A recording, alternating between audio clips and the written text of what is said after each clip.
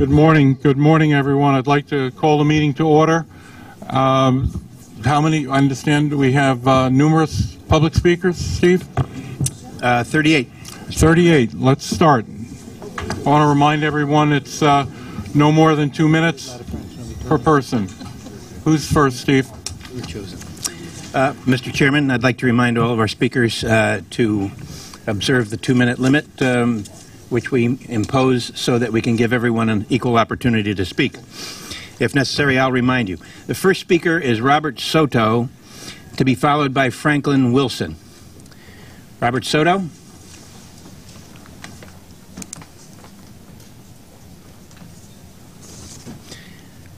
And after Mr. Wilson, Omar Khwaja.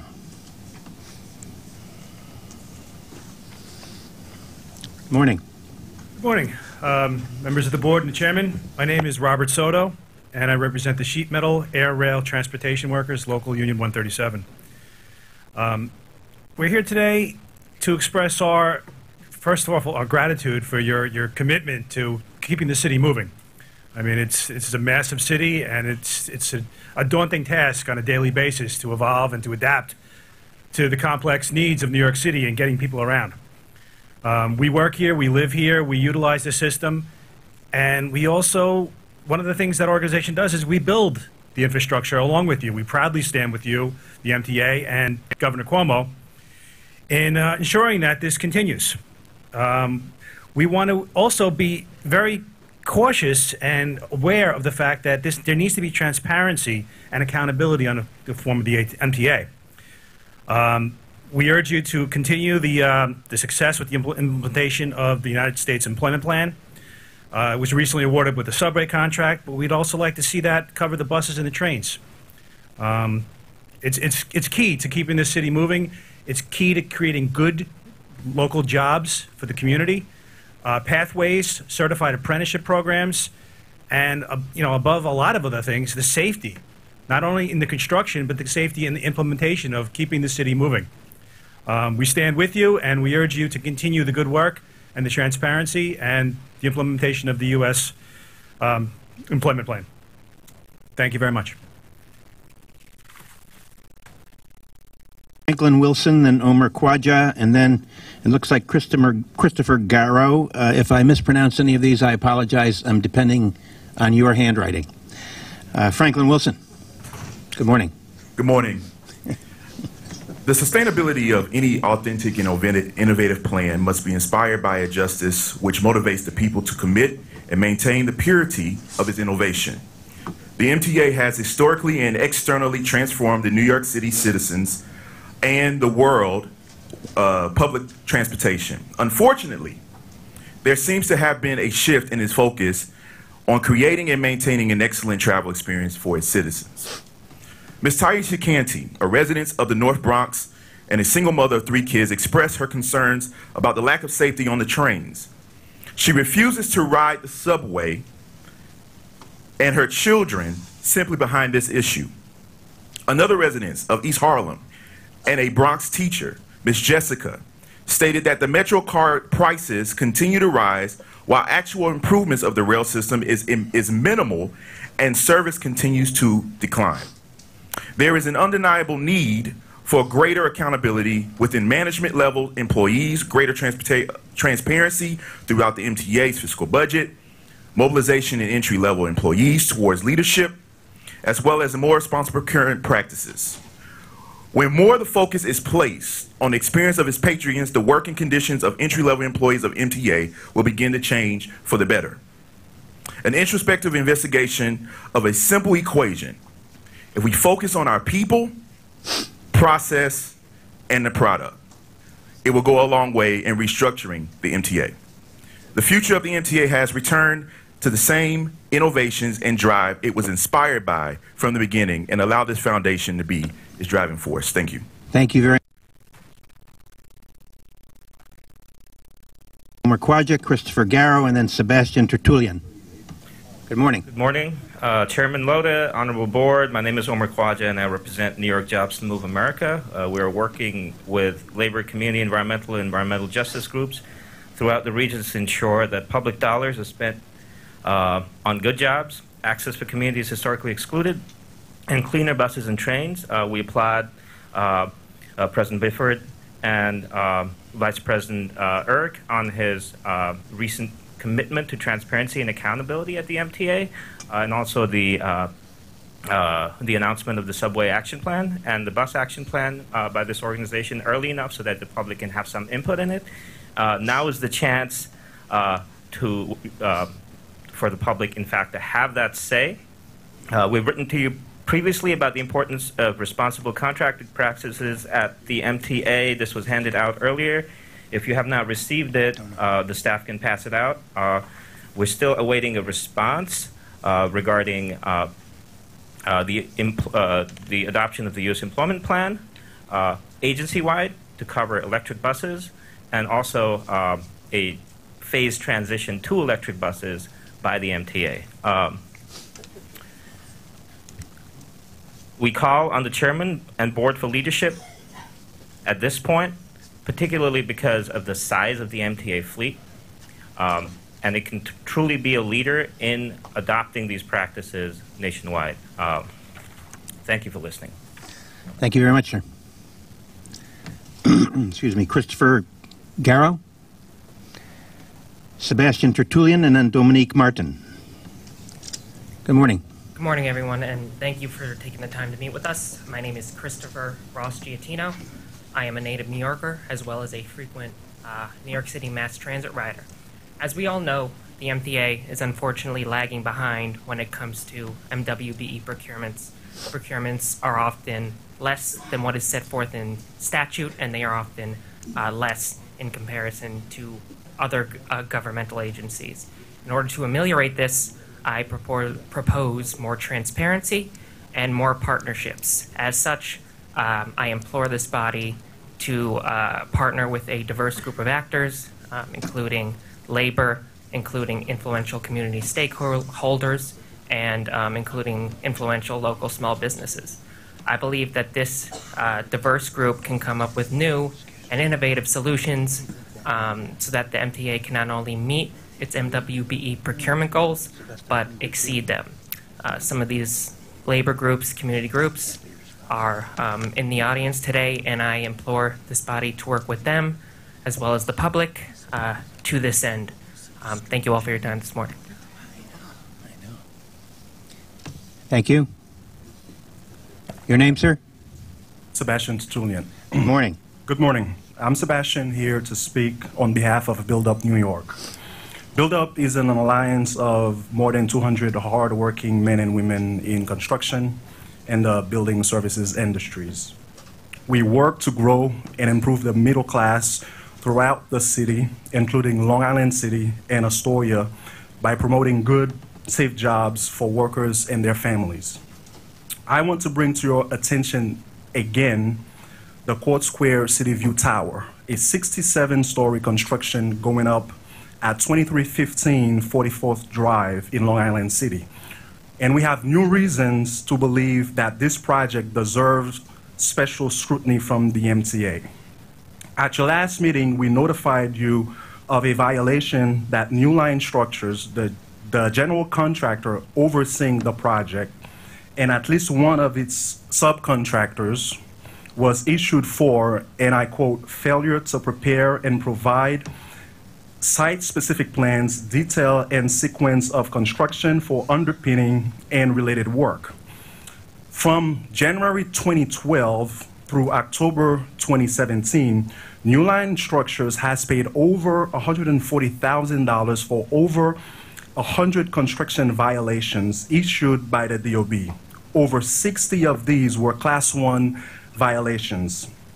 New Line is also a defendant in a Manhattan Supreme Court lawsuit alleging that New Line and other contractors were aware of unsafe conditions that they failed to correct. You'll have to wrap up, sir.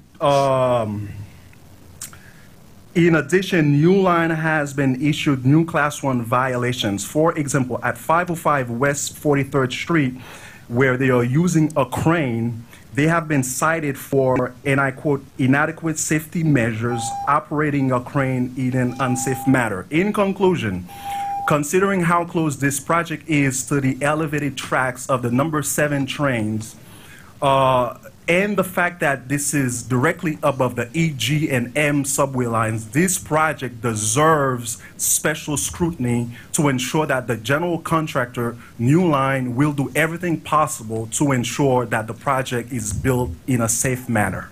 Thank you, Mr. Tertullian. We have to move along. You're welcome back. Dominique Martin, then Kenny Bruno, and then Devin, who did not provide a last name. Mr. Martin? Good morning. Good morning to you all, and thank you for allowing me to speak today. My name is Dominique Martin, and I'm a student and a frequent user of the transit system. In light of the mayor's acquiescence to pay for half of the MTA subway plan, it is now more important than ever that the MTA owes people increased transparency, accountability, and responsible procurement practices. The lifeblood of this city, the New York transit system, serves over 5.5 million people daily, employers in the city. However, this can be avoided with transparency and continued progress on the plan. Which brings me to why the MTA must be accountable.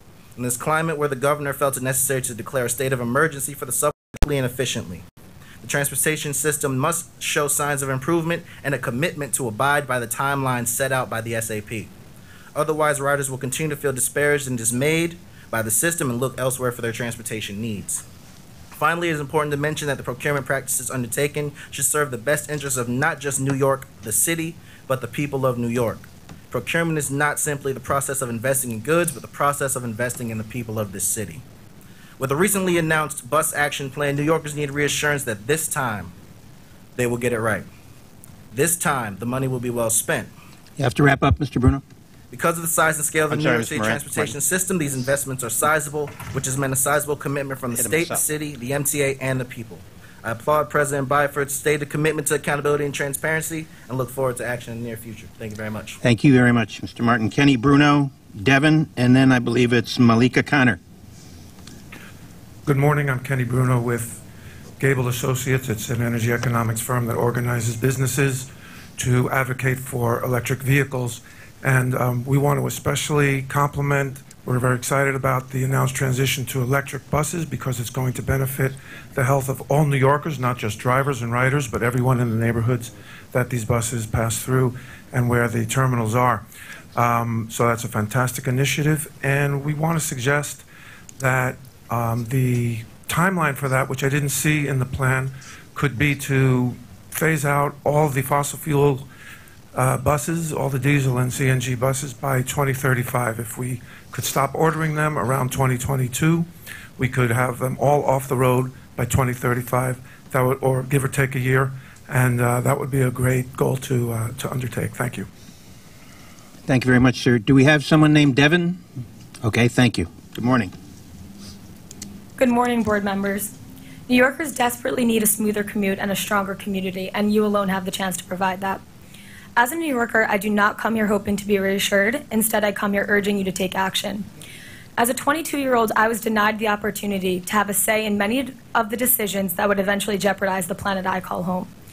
Decisions that have fueled irreversible climate change, decisions that valued short-term profits over long-term health and safety of human beings, decisions that marginalize communities of color, women, LGBTQ, and so many others.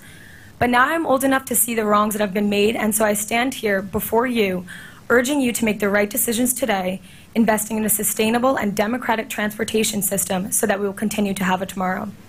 In order to ensure that this does not occur with current MTA purchases of subway cars and buses, I urge you to sever ties with purely for-profit corporations that seek only to finish jobs quickly and cheaply without taking into consideration the magnitude that these projects can have on local communities. I call upon you to carefully consider the creation of a democratic transportation system that will benefit the New York community for years to come. This begins by including New Yorkers, especially those from historically marginalized communities of color, those who are low-income residents, and those facing significant barriers of entry to employment as the workers to build their own city. Continuing to work with organized labor can help to ensure that workers are compensated with fair and livable wages. Today, it is all too common to see precarious procurements completed only with the hopes of turning quick profits by vendors, rather than serious investments of taxpayers' money into efficient transportation options and economically flourishing communities in the process. In addition to making an aspirational commitment to electrifying your bus fleet, I urge the MTA to invest in environmentally sustainable system that will allow for the construction of a clean and efficient transportation system. We saw the damage Sandy wreaked on New York City subways. If we do not actively work to curb climate change by investing in cleaner and more sustainable technology, we will undoubtedly face harsh consequences in the future. Thank you for listening. Thank you. May I ask, is your last name Gilliams? Okay, thanks. You're down twice. Thank you very much. Malika Connor, Renee Reynolds, and then Tara Borth. Ms. Connor? Good morning. Good morning. Members of the MTA Board, my name is Malika Connor, and I'm lead organizer for ALIGN, the Alliance for Greater New York.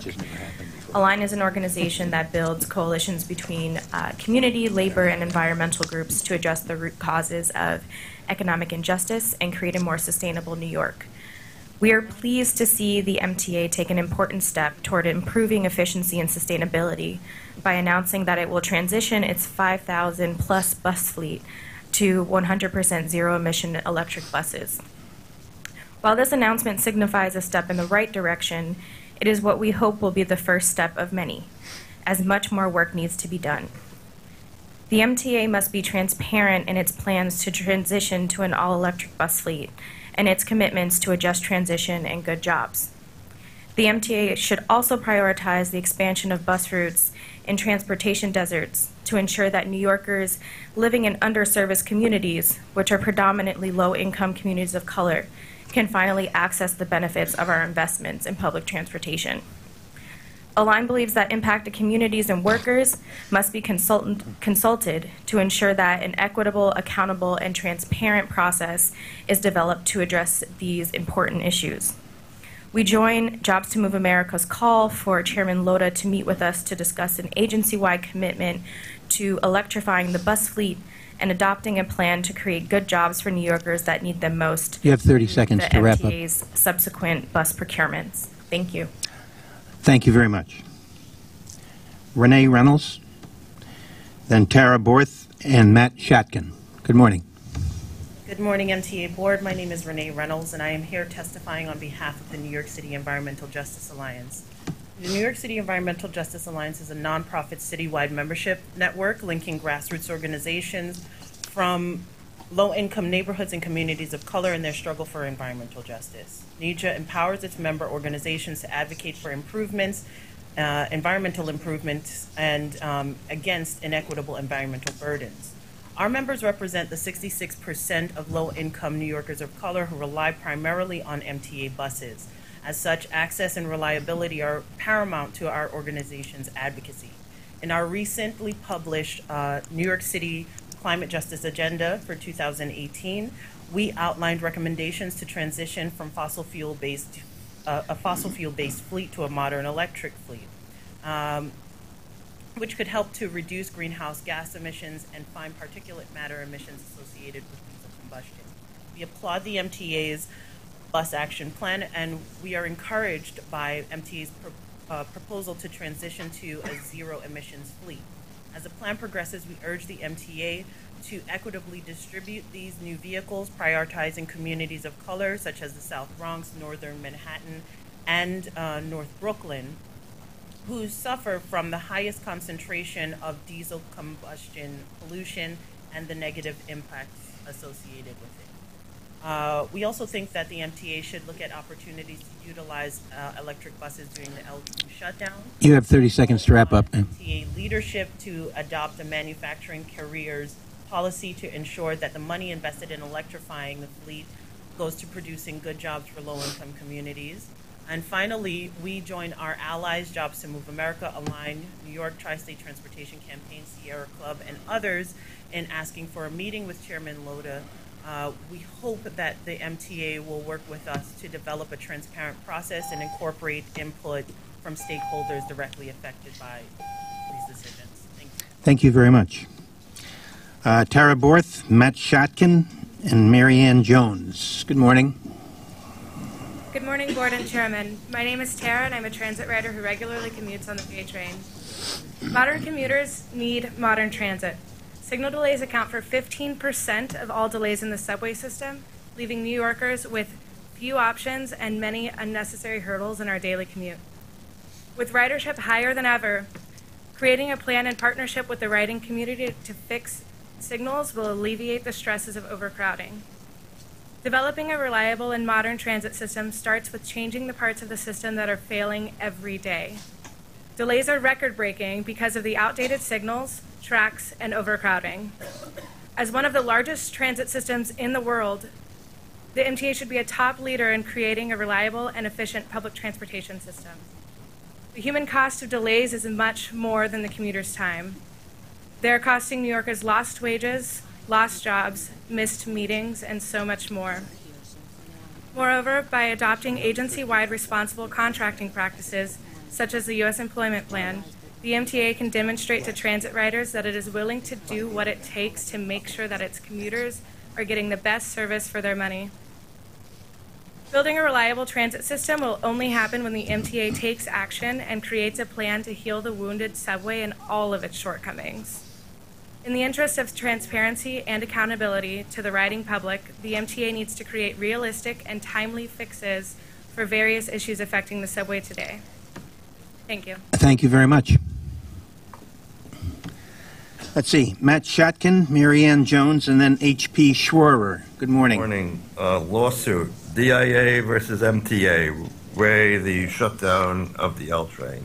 I think that the L train's shutting down in 19 months is true for the following reasons.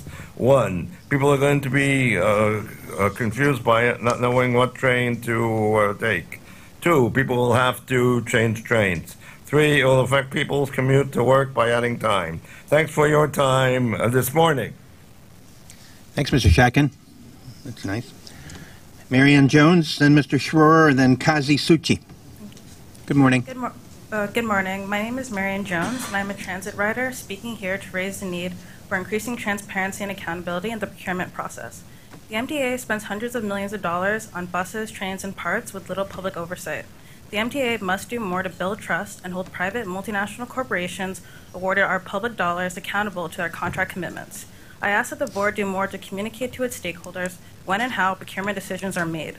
The MTA must increase transparency in its decision-making, create more open and democratic procurement processes, and adopt policies like the U.S. Employment Plan that help ensure corporations awarded our public dollars to build buses and trains for the system are good actors.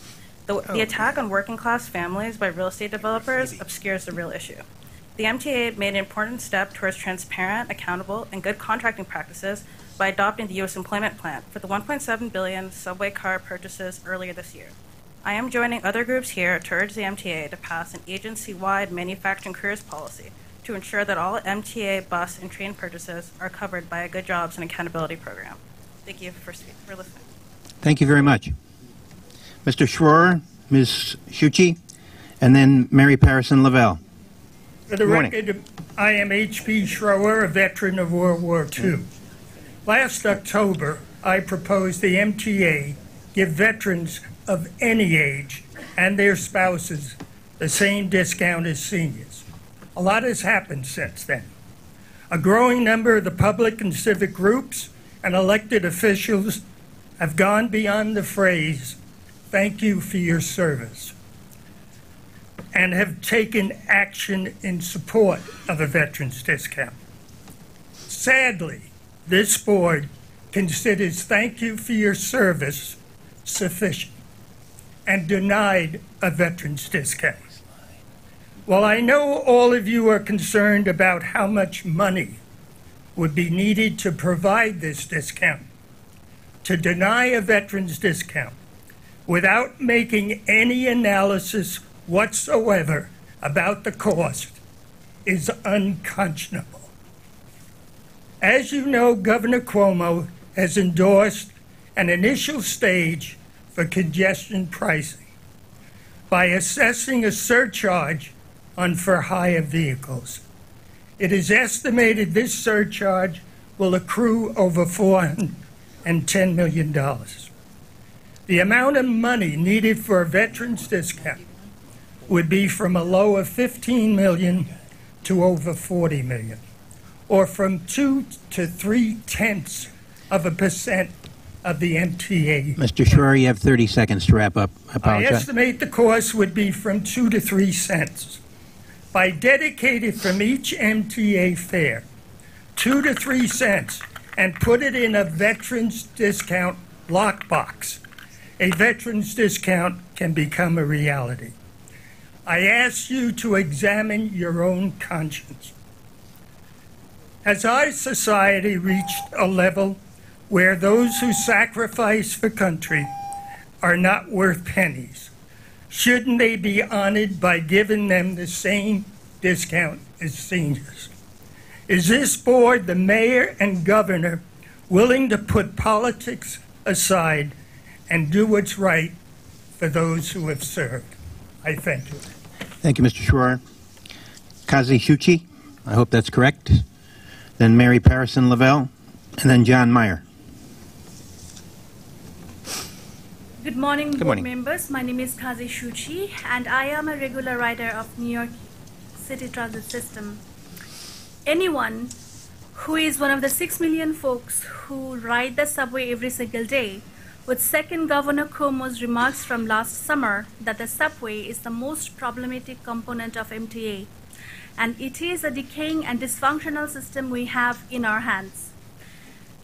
Only about 65% of trains reach their destination on time, which is the lowest level in decades and the lowest of any major rapid transit system in the world. The case of New York is unique, with no new line opening since 1940, with few exceptions of some small connections and extensions, and yet it is the most expensive mile of subway track on Earth. This is precisely where transparency and accountability is needed, because these are what is going to keep shedding light on outdated processes and the discrepancies they cause, instilling incentive to find innovative solutions and curb political and/or financial motivations. These are the breaks in our system that we need to make sure that our public officials are taking the steps to drive down the costs that is crippling the present-day subway system and assuring effective allotment of funding to solve problems like constant delays, infrastructure failure, and alarmingly crowded You have 30 seconds to wrap up, Ms. Shuchi. I Thank you. urge the MTA's working group on procurement to meet with transit advocates and other stakeholders to assure New Yorkers that in making future purchases of buses and subway cars, this agency will adhere to principles of transparency, accountability, and responsible contracting practices. Thank you so much. Thank you very much. Mary Parison Lavelle, John Meyer, Eric Schall. Good morning. Good morning. My name is Mary Parison Lavelle. I'm the chair of Civics United for Railroad Environmental Solutions. Congratulations on your promotion, President Eng. I'm here to speak about the Long Island Railroad's freight railroad. Since 2013, Long Island Railroad has received a total of $18 million in state appropriations to replace the non-tier, high-polluting locomotives used by Long Island Railroad's freight concessionaire, New York and Atlantic Railway. Last month, I told this board that the Long Island Railroad had sold 4 of these 10 locomotives to the New York and Atlantic Railway. 3 were sold on May 15, 2017, in direct opposition to the Long Island Railroad's Tier 4 procurement and the governor and legislature's funded policy to replace the 10 locomotives, and you can see that on page 2 of your handout. Each of these locomotives pollutes like 30,000 cars, and you can see that on page 5. Everyone already decided that they are too dangerously high-polluting to use anymore, and yet the Long Island Railroad put them in the hands of a private company that could use them at their discretion, harming densely populated neighborhoods of New York City and Long Island. The board wants value capture. So what do you think about the fact that the Long Island Railroad sold 3 of these locomotives for a mere $4,000 per locomotive? See that on page 3. The scrap value of these locomotives is $45,000, and the resale value of one is up to $225,000. This $12,000 locomotive sale also You'll have to wrap up, Ms. Parison. cost for the Long Island Railroad of millions of dollars in the Volkswagen Mitigation Trust Fund, since that program requires scrapping an old locomotive to get funding for a new one. If anyone at the Long Island Railroad tells you they had to sell the locomotives to New York and Atlantic because We have of to the move lease along, Miss. agreement, you could see that there was an escape clause on page 4. So I'm asking the Long Island Railroad to replace the 4 locomotives that you sold to New York and Atlantic with Tier 4 switchers that will remove 95% of the diesel pollution. That is what the governor and the legislature already gave you $18 million. Ms. Parison-Laval, we have to move along, please. Thank you. Thank you very much. John Meyer, Eric Schall, Tony Murphy. Mr. Meyer, good morning. Morning, Board. I am John Meyer from the Civics United for Railroad Environmental Solutions. In 2017, after an undeserved renewal of their transfer agreement with the LIRR, the New York and Atlantic Railroad reported 7 accidents and injuries to the Federal Railroad Administration. Please see pages 6, 7, and 8 of the handout Mary just mentioned. These accidents and incidents were caused by their minimally trained and poorly skilled crews. We live in our communities worried that even more incidents will happen with even graver consequences. NIR hauls tankers of liquefied petroleum gas from Paraco and Riverhead, so what could go wrong? In August of last year, a CSX train traveling less than 30 miles per hour derailed a DOT-certified tank car which released its load of propane from a punctured tank shell. Propane gas burned for more than 48 hours. Residents within a mile radius were evacuated and several highway railroad crossings were closed. This breach of a propane car happened with train speeds lower than NIR authorized speeds on the LIR main line. It's not hard to imagine a NIR derailment where the crew doesn't realize what's happening that causes a leak in an LPG tanker. We've already experienced such an incident and an evacuation at Fresh Pond Yard in Queens a number of years ago. Members of CURES are volunteers who are trying to protect our communities, regional commuters, and railroad workers. We have put information about dangerous freight trains in your hands. The question for President Eng and this board is, are you willing to act to protect our communities? You have 30 seconds to wrap up, sir. And your own workers, or will you let this company continue to operate their freight railroad in New York City, your freight railroad in New York City and Greater Long Island, until the next accident cannot be ignored? Thank you. Thank you very much. Excuse me, Eric Schall, Tony Murphy, Ellen Shannon. Good morning. I'm here to speak about transitioning the MTA bus fleet to electric vehicles, electric buses. I'm a journalist who covers grain transportation, and the rise of electric buses has been one of the most encouraging things I've seen in the past few years of work. The technology is ready, and we've seen it with options by Proterra in California, and other companies are already more cost-effective than those powered by fossil fuel. I was encouraged by the announcement yesterday the MTA is going there. However, we need to put a concrete timeline in place. I'm a frequent rider of the L train, and the proposal there to replace the subway with diesel buses, even temporarily, is outrageous. I urge the board to take this opportunity to begin implementing electric buses there in the coming year rather than going to diesel. This year's American Lung Association State of the Air report, I don't know if you've seen it, it came out last week. New York was on the top 30 in particle pollution, also in the top 10 in ozone pollution. To create even more pollution there with diesel, natural gas, or gasoline buses is really unacceptable at this point. Electric technology, just not only cleaner, also infinitely quieter, is ready to take over right now. Thank you. Thank you very much, sir. Tony Murphy, Ellen Shannon, Miriam Fisher. Morning, Mr. Murphy. I'm always impressed when I come here at the way that people who come to this meeting express themselves, very articulate, really speaking to the needs of our riders. It's always very frustrating then to see those people rushed off the mic at 30 seconds or 20 seconds. Your time is up, your time is up.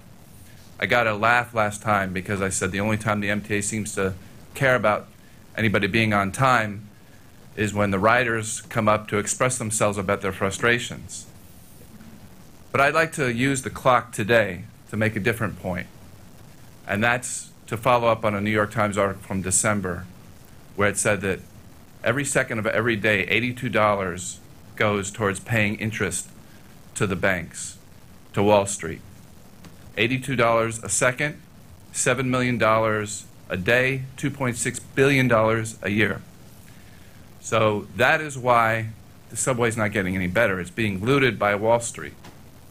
And this is the problem that we face. We're seeing a board whose job it is, it's not just the interest, it's all these cost overruns, these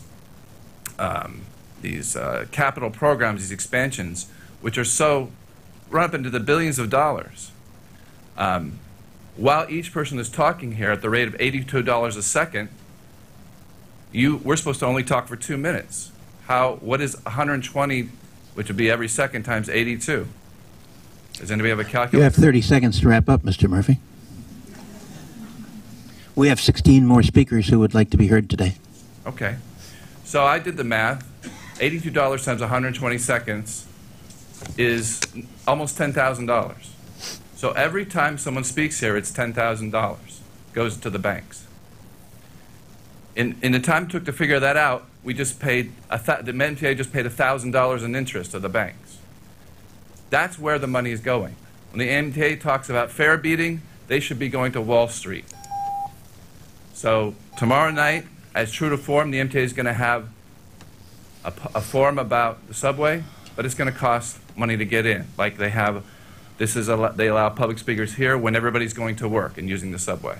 They don't really do things in a way that encourages public participation. So we're going to have a demonstration. We have to move on, Mr. Murphy. We're going to have a demonstration outside that tomorrow at the City Museum of New York, 1225th Avenue. Come to the People's MTA Board meeting, and we'll have enough of those board meetings that we will take over the system. The riders and the people who run it will take it over. MTA, your time is almost up. Thank you, Mr. Murphy. Ellen Shannon, Miriam Fisher, Linda Nguyen. Good morning, Ms. Shannon. Good morning. Good morning, Chairman Loda and Commissioners. I'm Ellen Shannon, the Associate Director of the PCAC. First, I want to give kudos to the Bus Turnaround Coalition for their hard-fought efforts, and to President Byford, Darrell Irick, and Jonathan Hawkins, and their team for the visionary bus plan that was put forward on Monday. In the interest of furthering the surface transportation discussion, 2 items remain obstacles to full success: the desperate need for bus lane camera enforcement and congestion pricing. We at the New York City Transit Riders Council have a proposal that will make useful inroads in the congestion pricing discussion. Some elected officials talk about the burden of congestion pricing on drivers, but the burden of congestion on MTA riders is still only vaguely defined by the MTA. Transit literacy on this needs to improve. That's why we are proposing the MTA conduct an economic analysis of the cost of congestion on the MTA and its riders. Clear numbers from the MTA need to be put out there, and let me explain a few of the costs we're talking about. Running a slow system costs more than running a fast system, and this applies to subways and buses. If every week your run time during the peak is 30 to 40% longer than during the off-peak due to congestion, then you need to address several items. You'll need to order more buses for the route, and you'll need to have more mechanics to fix those buses. You'll need more depot and yard space to hold the buses, and you'll need more bus operators to run the buses. You need more fuel because you're running the buses in congestion. And you lose revenue as bus riders switch to Ubers or go to the subway, causing greater overcrowding. In conclusion, we'd like your support in advancing an economic impact analysis on the cost of congestion to the MTA and its riders, because by reducing congestion, you can run more frequent service and provide a greater reliability of that service to riders for the same amount of money. We hope you'll support this. Thanks, Ms. Shannon. Miriam Fisher, Linda Nguyen, Travis Eby. Good morning.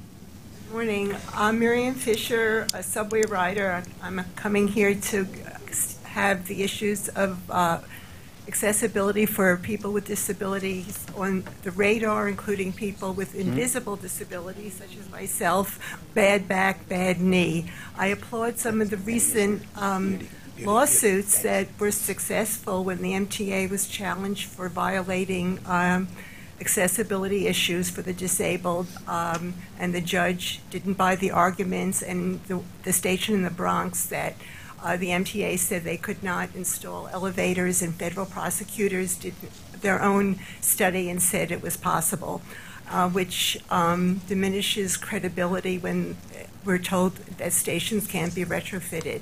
Those stations that truly can't be retrofitted, I again put on the radar escalators, ramps, to address the needs of the wider range of people who have bad backs, bad knees, seniors, luggage, travelers, baby carriages. The issues of affordability are also being investigated. I believe Council Member Helen Rosenthal asked for an investigation of spending and allocation of money and waste on the MTA, and I read in the papers that there's a report due to Chairman Loda on the same issue, and if that's available, maybe he can address some of those issues also. Another issue for people with invisible disabilities is less seats on the subway.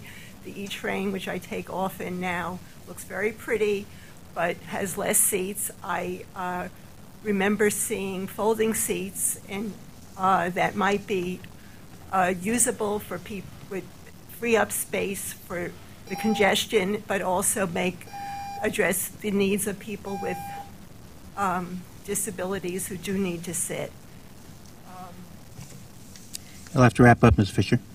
The other issue that I don't hear, and I address President Byford, who I believe has been to London, light rail, to deal with issues such as traffic deserts. We see a lot of that in Europe, even in New Jersey, and that might be also another thing to put on the agenda and on the radar and be examined. We have to move along, Ms. Fisher. Thank you very much. Ms. Nguyen, then Travis Eby, then Elizabeth Nieves. Good morning. Good morning, members of the board and chairman. My name is Linda Nguyen, and I'm the Deputy Director for Jobs to Move America. We represent 40 national coalitions from around the country, representing policy groups, civil rights groups, environmental groups, labor, and others. First, we'd like to commend the MTA on the bus action plan and the important commitments that you all have made to bus riders. We also want to thank you for this important first step to 100% transition to zero emissions for the bus fleet at the MTA. I'm here today asking for MTA's leadership on increasing transparency and accountability to reduction in carbon emissions in the state. We are following up on our request in February for a meeting with Chairman Loda to discuss MTA's plans moving towards an all-electric bus fleet and commitments to a just transition for workers that are currently working to maintain the diesel bus fleet. We are here to ask for commitments to good U.S. job creation and access by historically excluded communities. The MTA, as you all know, has the largest bus fleet in the nation and stands to have the largest impact nationally. You all are the largest purchaser of equipment in the United States and are a market-shaping entity. So we ask for your leadership and your commitment to aggressively address climate change by dramatically reducing the authority's tailpipe emissions, and are calling on you to do that by 2035. The JMA sent a letter in February and are still awaiting a response from the MTA regarding a meeting to discuss our group's issues and look forward to partnering together. I believe that your board secretary has our letter that we sent in February and would ask that you all review. Thank you so much. Thank you very much. Travis Eby, Elizabeth Nieves, Samuel Santaya. Good morning, board. My name is Travis Eby. I'm a Writers Alliance member from Brooklyn. I rely on buses to make trips in Brooklyn not served by the subway. And I want to say thank you to Andy Byford and Daryl Eyrich and the entire MTA for the very impressive bus action plan. We as advocates and transit riders are so used to an antagonistic relationship with the MTA, feeling like we're not being listened to while we watch our transit spiral downward. I know there are still enormous challenges facing the MTA, and we advocates still have tons of work to do. But this is the first time I'm feeling real hope about the direction of the agency and the future of transit in this city. So again, thank you. Every point in the plan is excellent. Any one of these changes would be big. Together, they're earth-shattering. I'm especially excited about all-door boarding and the route redesigns. Regarding all-door boarding integrated with the new fare payment system, I read somewhere that the #1 reason people don't use buses when they're visiting a new city is fear of figuring out how to pay the fare. So if we have buses that people can jump on through any door and just tap a Metro card or tap a credit card to pay, that eliminates so many barriers to getting on the bus, and it makes our buses faster. It just makes our transit friendlier for visitors and New Yorkers alike, so that's a big win. Regarding the route redesigns, I urge you to be as audacious as possible with those in introducing new routes and dedicating street space to them. I might recommend a website where riders can suggest routes similar to what DOT did with city bike station locations. It's a once-in-a-generation opportunity to reduce travel times in the city, so let's make the most of it. Which brings me to my final point. We know that not all of these changes are easy and you will encounter opposition, but please don't give in to the voices of people who are only concerned about their parking. When you hear, "What about my parking?" I want you to think about the 2 million daily bus riders who aren't coming to these meetings because they're working and spending time with their kids. Remember them. Every decision you make is on their behalf. Please use us advocates when you need voices to support your plans. Use us to put pressure on the mayor and the DOT to get these things done. Remember that the vast majority of New Yorkers want these changes, and we don't want all your hard work on the bus action plan to be in vain. Thank you. Thanks, Mr. Eby. Elizabeth Nieves, Samuel Santaya, Suman Ganguly. Good morning. Good morning, everyone. My name is Elizabeth Nieves. Ms. Nieves. I am representing the Riders Alliance. I'd like to start by thanking the committee and Andy Byford for listening to our stories. We applaud you for carefully listening, then developing a comprehensive, categorized action plan. A short, medium, and long-term plan to improve ridership's experiences. I am particularly pleased to see a category for required effective and traffic enforcement. Also, a proactive service management plan. We are in this together. We will continue to offer input, and we will continue to make constructive criticism. Yes, we can do this, and already you can have a smile on my face when I see the bright yellow and blue bus coming to the station. Thank you very much. Thank you, Ms. Nieves. I'll get it right the next time. Samuel Santaya, Suman Ganguly, and then Vijay Dugal. Good morning. Good morning. I'm Samuel. I'm from Eastern Queens where the subways don't reach, and I'm a member of the Riders Alliance, and I've never been more pleased with an initiative coming out of the MTA. I'm talking with regards to the bus action plan. You're going all in, and I love that. And this is leadership I never would have seen from State Governor Cuomo or other leadership. So I'll use the rest of my time to offer comments and suggestions. First, street design. Bus lanes, great. Queue jumps, great. Possibility of exclusive busways, great. And what I want to say is about that is bicycle infrastructure doesn't necessarily have to be excluded with this. It's a real transportation option, a very efficient one, and doesn't necessarily compete with buses. Second, enforcement. Ironically, the NYPD is one of the biggest offenders of parking in bus lanes. But another big offender I want to say, especially closer, further out in the outer boroughs, is the commuter and dollar vans. Cameras are good, they don't discriminate. Long story short, moving on. Third, tap and go, wonderful. All-door boarding, sweet. This seems to coincide with the new fare payment system, so I want to reiterate the requests for reduced fares for low-income New Yorkers, fare capping, and double transfers, or better said, 2 transfers included with 1 swipe. Fourth, new bus designs, great. Now that if all-door boarding is going to be a thing, then all new buses should come with wide rear doors. And other pluses, countdown clocks, awesome. Information screens inside the buses, great.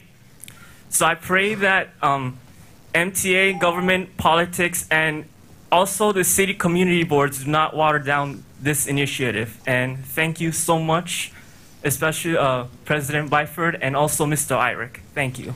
Thank you, sir. Suman Ganguly, Vijay Dugal, and then Mary Kessinger. Good morning. My name is Vijay Dugal. You probably remember me from the previous meeting. I'm an architect. I have distributed a handout to the board today on your table. This handout illustrates, I'm not here to bring out a grievance today. It's a good opportunity that brings. It's like $120 million that MTA can earn. That the calculation sheet is on your table.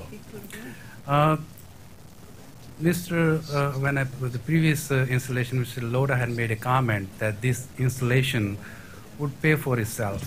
People who don't know, this is like about track safety and cleanliness. And I did some calculations, and that it shows that it's not only it'll pay for itself, it will generate about $120 million for the MTA. So this is a very good opportunity. That money is $120 million per year that can be used to pay for all the other programs that MTA is trying to find the money for, like station enhancement programs, for example. And it will cut down the cost, all the cleanup costs, environmental, rodent control, mosquito control. It's a very simple solution. There's basically a trench drain in the middle of the tracks. And if we can cover that with advertising fancy deck panels, so that really solves the problem. And Mr. Byford had also made a comment that how would this allow access to this track equipment underneath this deck. So I have included a 3D sketch in this handout that shows that we can make cutouts in this fancy deck to allow access. And I'm hoping to resolve any other issues, engineering issues that may have to be resolved. But overall, this is, I think, a good opportunity that will pay for itself and will generate $20 million per year. Thank you for your time. Thank you very much. Did we miss? If you know what I'm talking about, please visit innotect.net/MTA. INNOTECT/MTA. Thank you. All right, Mr. Dugal, thank you. Did we miss someone, Mr. Ganguly? And did I pronounce it correctly? My name is Shuman Ganguly. I'm also a member of the Riders Alliance from Brooklyn. I'm a math teacher at CUNY, and I'm here to today express my support also for the bus action plan that was announced this week. I, like thousands of New Yorkers, rely on the buses just to live my life every day in the city, to get to and from work, to take my kids to and from school, to run errands. And so we just wanted to express our support for the plan. I joined the Riders Alliance bus turnaround campaign specifically because I was frustrated with our service. And clearly it could be so much better. That's why it's exciting to read about the bus action plan, the things that we've been talking about with the Bus Turnaround Coalition. Obviously more dedicated bus lanes, enforcement of those lanes, transit signal prioritization and all-door boarding. And if implemented, this bus action plan could really reverse the negative spiral that President Byford referred to that our bus system is in. So as has been mentioned, we look forward to working with the MTA and also to put pressure on the city and all the other constituencies to really make all aspects of this plan a reality, hopefully sooner rather than later. Thank you. Thank you very much. Is Mary Kessinger with us today? Okay, good. Then Veronica Prada-Pregora, and then Mitchell White. Good morning. Hello. Yes, I am with the People's MTA, and I'm here today to call for an end to broken windows policing on the subways. This is nothing but a boot on the neck of the Black and Latin communities in our city. It's nothing but a racist attempt to keep the people in line. And what happens, last year there were 90,000 stops and 30,000 arrests of young people who jumped the turnstile for a $2.75 fare. And this is outrageous. It's not a capital crime, jumping the subway. And the other thing is that, can you imagine the pain that goes through a family when they send their child off to school and after school activities and doesn't come home because he's been arrested, and they get a phone call at midnight saying that their child has been arrested and to come down and get him. Now, you see the unfairness of what happens. because if a person drives through a tunnel or over a bridge and neglects to pay the toll, he gets a summons for $15 or whatever it costs, as opposed to if a child jumps the turnstile for $2.75, he's not asked to pay $2.75. He pays $150. So this is absolutely outrageous, and we call for an end to this immediately. Also, we ask the MTA to develop a spine and get the cops out of the subways, stand up to the police, and also to stand up to the banks, because $82 a second is outrageous to pay. And we believe that the subway should be free because they are a service, they are not a business. Thank you. Thank you very much. Veronica Patapagora, Mitchell White, Beth Childs. Good morning. Hello. Thank you for the opportunity to speak here today. My name is Veronica Patapagora, and I'm a fellow with Nyberg Strap Hangers Campaign. I live in the Brighton Beach neighborhood of Southern Brooklyn, and I'm a student at John Jay College. As someone who relies on transit every day to get to school, work, and the other opportunities the city has to offer, I care about bus service because members of my family rely on buses for their daily commute. My mom traveled on the B82 every day for 8 years to work. According to the Bus Turnaround Campaign scorecard, the B82 is on time only 48% of the time, with 1 in 5 buses arriving bunched. My grandma uses the B68, which received an overall grade of an F, and travels at an average speed of 6.5 miles per hour to travel to her doctor's appointments. In areas of southern Brooklyn, with limited mass transit options, buses provide an essential service for many daily riders. The problem with our bus service is evident. Buses are slow and unreliable, causing ridership to decrease, with riders avoiding the bus and looking for other ways to travel to the daily responsibilities.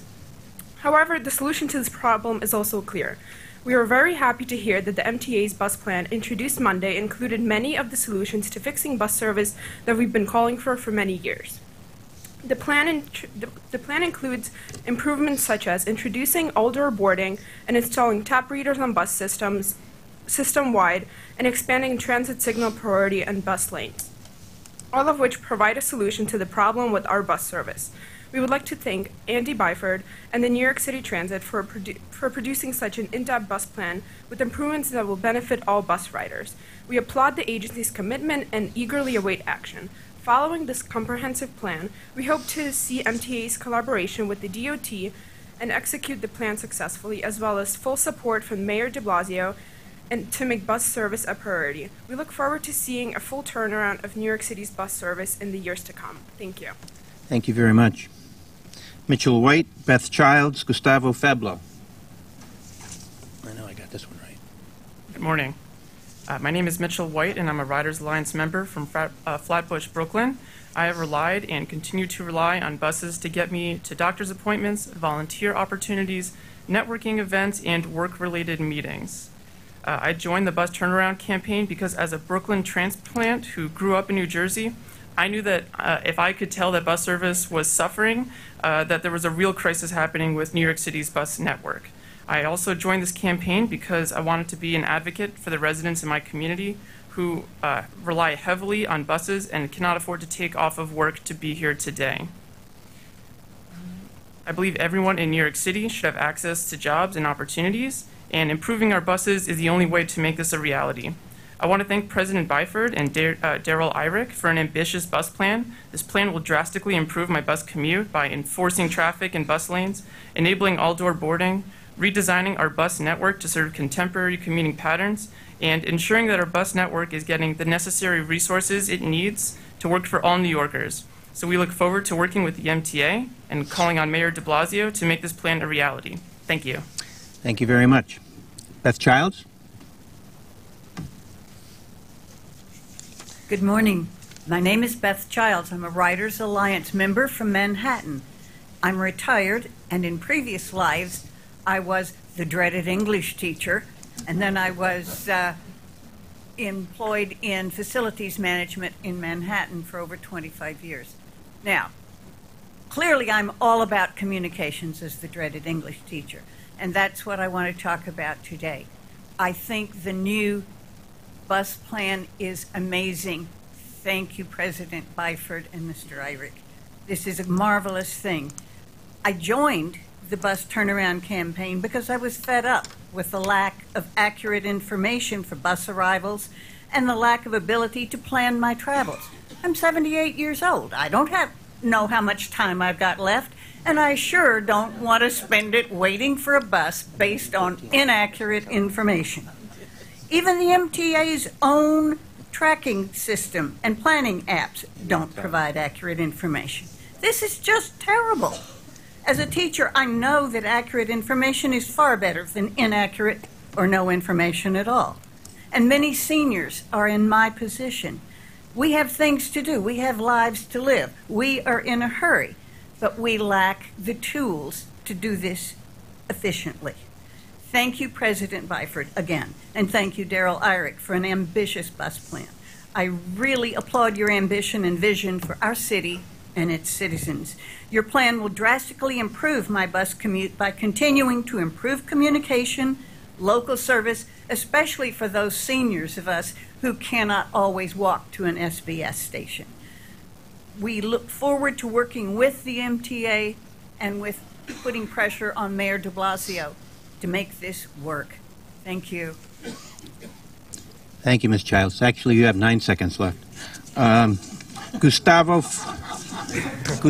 Feblo, then Nick Cifuentes, and then finally Jason Pinero. All right, good morning. Thank you, everyone. My name is Gustavo Febles. I'm a student at City College and a bus rider. I'm hopeful the MTA will make meaningful strides to improve the lives of 2.5 million New Yorkers who have been left behind for far too long.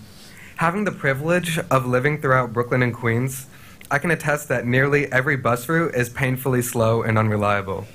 No route I've taken has been immune to severe bus bunching, uneven headways, and outrageously slow running times. Two buses in half an hour is not the same as a bus every 15 minutes. And if this sounds foreign to anyone in the room, I'd invite you to hop on literally any route and you'll know exactly what I'm talking about. Waiting single file to board a bus in a blizzard or a rainstorm is downright cruel, if not impractical and dangerous. Having a transit app in 2018 tell me the bus will be coming in 5 minutes when it's actually coming in 25 minutes is ridiculous, and it's also dangerous during extreme weather. Law enforcement in private vehicles using the bus lanes as a parking lot whenever they choose is a slap in the face to us taxpayers, and it completely wastes valuable resources just to keep us in traffic. I greatly welcome this plan to implement all-door boarding, real-time arrival information, enforced bus lanes, and so much more to improve commutes and quality of life. I sincerely hope that the MTA and New York City Transit can follow through with this plan, not just for me, but for the millions of New Yorkers in the outer boroughs who have no subway options. Everyone in this room knows who rides the bus the most: the working class, the immigrant communities, communities of color, and everyone else who's severely underserved by the subway, taking hours out of their day to make ends meet with multiple jobs. So I thank you for considering them, and I hope that we can see real action with this. Thank you. Thank you very much. Nick Cifuentes. And is Jason Pinero with us this morning? Okay. You're next. You're on deck. Good morning. I know it's been a long morning, so I'll keep this brief and mostly laudatory. I'm Nick Cifuentes. I'm the Executive Director of Tri-State Transportation Campaign. We're a 25-year-old organization dedicated to improving transportation options and increasing use of public transit in New York, New Jersey, and Connecticut. I'm here today to say that the MTA's bus plan is exactly what we need to get New York City's buses moving again. 2 million riders use the bus every single weekday. That's a ridership bigger than the population of all but the largest American cities. And there are many more New Yorkers who would get back on the bus if they were fast and reliable, and this plan can get us there. And now is the moment for every single one of our elected officials to stand up in support of the bus plan. This authority has put forth a comprehensive, well-thought-out plan, but the MTA can't do it alone. Faltering bus service is a problem that's bigger than just the MTA, But we have a moment now to remake public transit for New York City. We can make commutes work for millions of residents. We can make buses a real option for everyone, from Staten Island Express bus commuters to riders traveling through the outer boroughs whose indirect subway commutes take them unnecessarily through Manhattan, to Manhattanites themselves who want a real alternative to our overcrowded subways. And that's why we need everyone, from New York City DOT to the mayor's office and city council, to our elected leaders in both houses in Albany, to stand up for both today's riders and tomorrow's. The MTA has put together the right plan, and now it's time for everybody to get behind it. We're also excited to see the MTA's real commitment to a zero-emissions future bus fleet. We hope the agency's 2015 to 2019 capital plan is the last plan to include fossil fuel buses. And we hope to work with the MTA to ensure that this new investment in clean buses supports good jobs and prioritizes economic benefits for our most vulnerable communities. There's a lot of work to do, but today is a day to celebrate. Tri-State and the Bus Turnaround Coalition thanks President Byford, President Eyrick, NYC Transit, and the MTA Bus Company team for putting together exactly the kind of plan bus riders want to see, and we look forward to helping make the bus plan become reality. Thank you. Right on the money. Jason Pinero, last speaker. Good morning. Good morning. I could be in celebration today because the bus action plan is in reality, but I am not in celebration because our subway tracks are still filthy and dirty. I was yesterday in Eastern Brooklyn on an elevated station, and you could see litter in our subway tracks. This has to be addressed because I use the subway every single day. And I often go to Long Island and Westchester and use Long Island Railroad Metro North. You guys didn't know that people that work either in Midtown or Lower Manhattan have to use our subway system. So I'm gonna call to those board members that serve outside the city to tell their county executives to put their share to make the MTA the greatest system in the U.S. and to tell the Port Authority of New York and New Jersey to stop immediately the plan to construct AirTrain LaGuardia that doesn't benefit those who use the subway system in New York City. This has to stop, and I'm trusting you in this, and I hope that you guys do your job properly. That's all I have to say this month. Thank you very much. That concludes the public comment, Mr. Chairman. Thank you, and good morning, everyone. Welcome to the April MTA Board meeting. Last month, we began the meeting with a sad moment of silence acknowledging the death of St. Clair Richard Stevens of the New York City Transit Authority. And now I'd like to begin this meeting as well with a moment of silence for Stephen Levetsky, a 37-year veteran of the MTA Bus Company, who was killed in the line of duty last month at our College Point Depot in Queens. If I could have that moment of silence.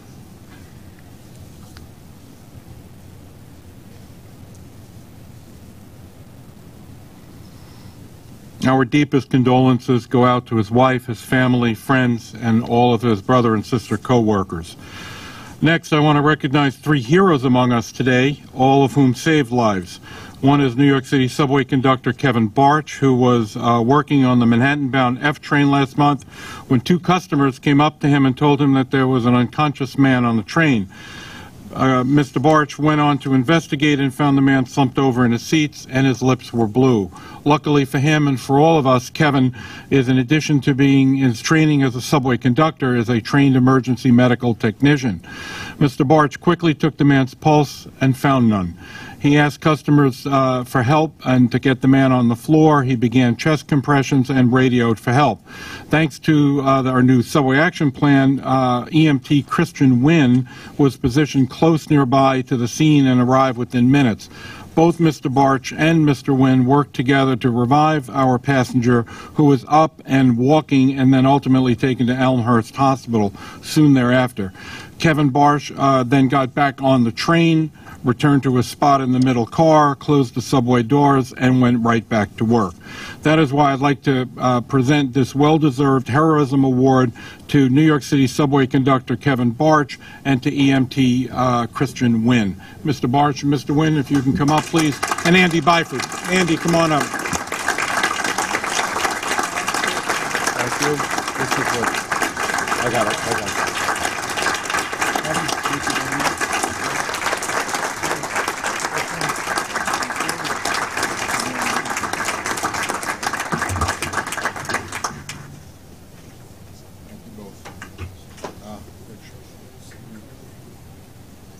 All right, gentlemen, just take it. You're going the wrong way. Yeah. All right, here we go. Little, there we go. There we go.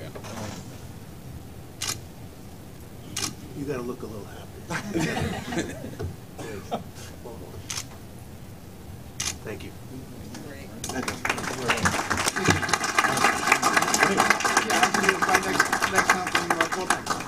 From what?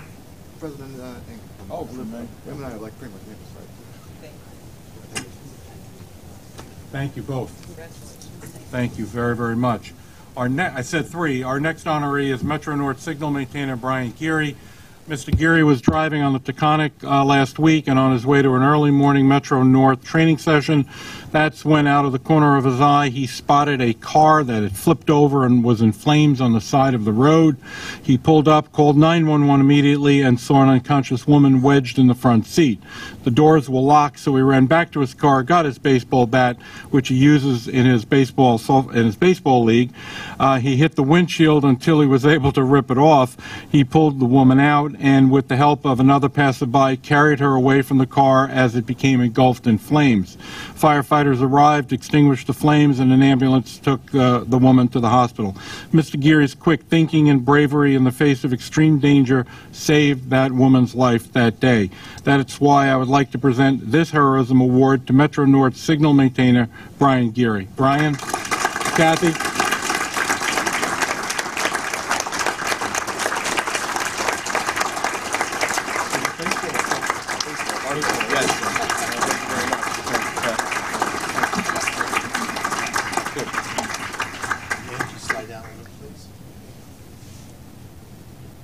There we go.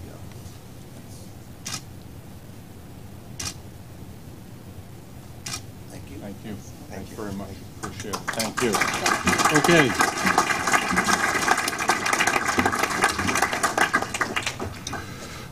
For all of you, thank you for your heroism and your bravery, and thank you for the job that you do every day. Next, I'd like to welcome Phil Eng to his first board meeting as the president of the MTA Long Island Railroad. Phil joined us last year as the chief operating officer of the MTA and has shown exceptional judgment, leadership, and dedication. With 35 years of experience in the New York transportation sector, I can't imagine anyone better suited for this position at this crucial time. I will miss him at the Subway Action Plan, but as we move forward, I know that we can rely on Phil to do a great job, as he's been doing in the last 2 weeks at the Long Island Railroad. As you know, Phil is succeeding Pat Nowakowski, who served as the Long Island Railroad president for the last 4 years. As we welcome Phil, I want to take this moment to thank Pat Nowakowski for his service and for his steady and even-handed leadership. And finally, before we get into the meeting and before we get into our official business, I'd like to turn the floor over to New York City Transit President Andy Byford to summarize the bus plan he introduced at Monday's Transit Committee meeting. I know many of you saw that or might have heard of that presentation, but in the sense of full sense of transparency, I thought it would be good for the full board to get a brief summation of Andy's new plan for our bus network. Andy? Thank you, Mr. Chairman. Good morning, everyone. I'm Andy Byford. I'm a daily transit rider. You'll have more than 2 minutes. Oh, okay. Thank you. So, 100 days ago tomorrow, I announced on my first day here that one of my 4 equal priorities at transit was to arrest the decline in bus ridership and to look at all aspects of our operation to get riders back onto our bus network. And for that, we needed a comprehensive plan, so that's what I'm very proud to just summarize here today. And thank you very much to the speakers who've spoken so eloquently and so positively about our plan. So as you said, Mr. Chairman, that was launched on Monday at the TA. And what you see up there is a handout, but I will flick to the next slide, please, because that gives more clarity for people at the back on what's in the plan. If you flick to the next one, sorry, I can do that. Okay. The plan was launched at the TA committee. It was very well received by committee members, by stakeholders, by advocacy groups, and by media. And this plan was informed by other studies that have already been undertaken. So the very good work, the excellent work that the Bus Turnaround Coalition has undertaken, Scott Stringer's work as the City Controller. You know, there's been a lot of good work undertaken, but what we wanted to do for the first time was pull together a compelling plan to once and for all tackle the issues that have long dogged our bus network. So that's what this plan does. It contains various new initiatives. It's a bold plan. It contains 7 work streams. It contains multiple initiatives. And deliberately, and this will be a theme of my tenure here at New York City Transit, it will be time-bound. There are clear time frames against each of the actions. Many are, can be executed within the short term, and by short term, I mean within 1 year, basically starting now, and within 12 months. We will also publicly report against our progress on the plan. Each and every one of those actions will be publicly reported against. So we'll put together a scorecard so that you as my board and the members of the public and the media can hold us to account. Now, some of these initiatives require investment, but many do not. Some just require better focus to detail and better on-the-street supervision.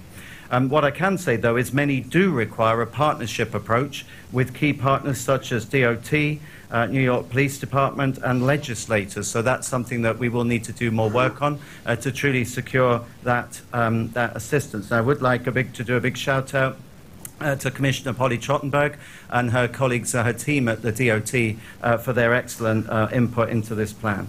So just some key highlights, many of which have been summarized, in fact, or called out by our deputants today, our speakers today. Things we're particularly excited about, absolutely we want to move toward door boarding. We will do that concurrent with the rollout of the smart card, in other words, the tap-and-go technology that will be fitted to all of our vehicles and subway stations. But that, we think, will make a huge difference in terms of getting people onto the vehicles more quickly. That needs to go hand in hand with effective fare control. Another thing we're very excited about, and again it was referenced by many of our speakers, is a transition to an all-electric fleet. The date that we've put there, it's indicative, but we believe it's achievable. It's 2040. The reason I say indicative is ideally we'd do it sooner than that. It does depend on the maturity of the technology, both the bus technology and also the charging technology, but we are deadly serious about moving to an all-electric fleet. Similarly, expansion of bus lanes and effective enforcement. We've heard lots today from speakers about their buses being mired in traffic. Well, that's the issue. We've got to give our buses a fighting chance of getting through the crowded streets of New York. And then I'd also cite various customer improvements, again tackling the issues that we've heard about this morning, things that will attract people back to our bus network and keep them on the buses. And a complete system redesign, the forerunner of which is happening right now. It's up for consultation, but the express redesign that we've done in Staten Island, where we've completely reviewed, starting from scratch with huge amounts of consultation with the local community, the express network in Staten Island. We see that as a forerunner for what's now needed for the remaining something like 320 bus routes across the 5 boroughs. So we're deadly serious about that system redesign. We want to provide the system that works for our customers. It should be customer-led, and that's exactly how we're going to approach this. So this is very much a partnership. I would like to shout out the other people that have been invaluable, the various advocacy groups, Bus Turnaround Coalition.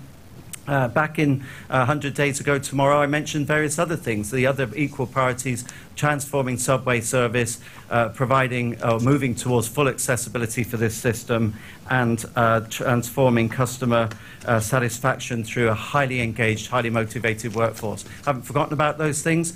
They will be the subject for the next plan, which is the full corporate plan that will be rolled out at the next board meeting, and I think you'll like what you see.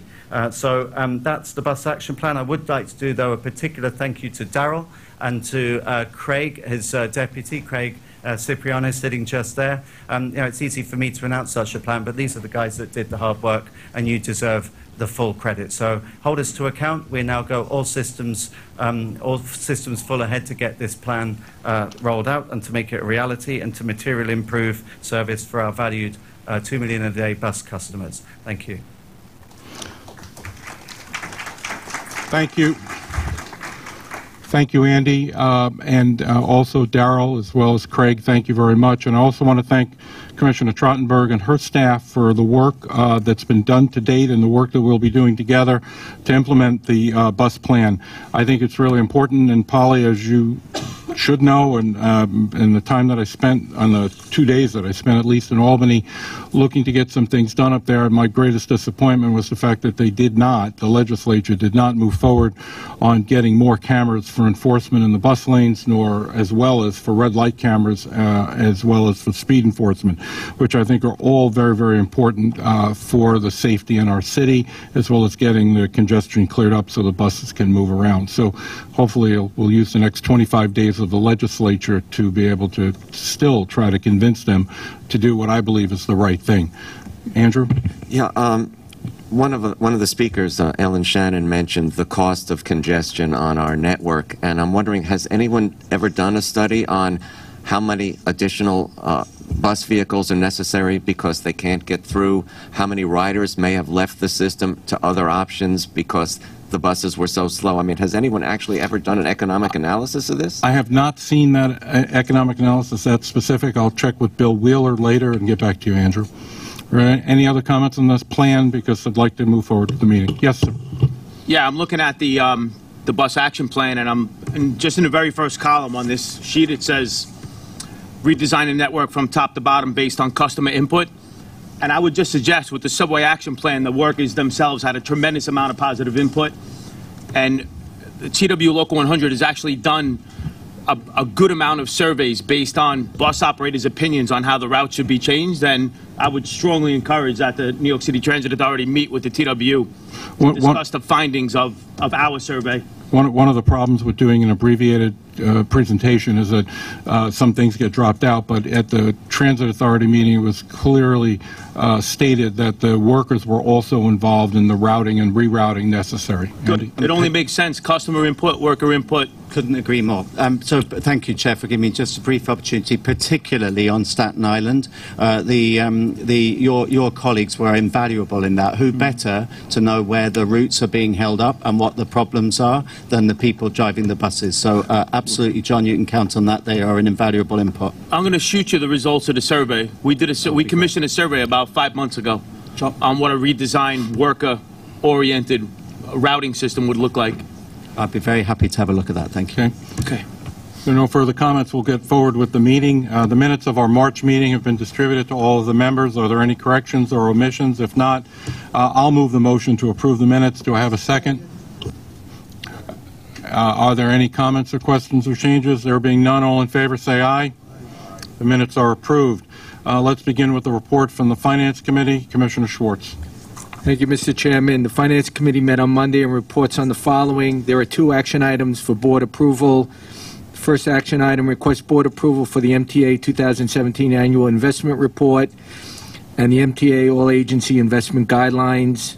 The next action item requests board approval to allow First Mutual Transportation Insurance Company to undertake a capital markets-based catastrophe.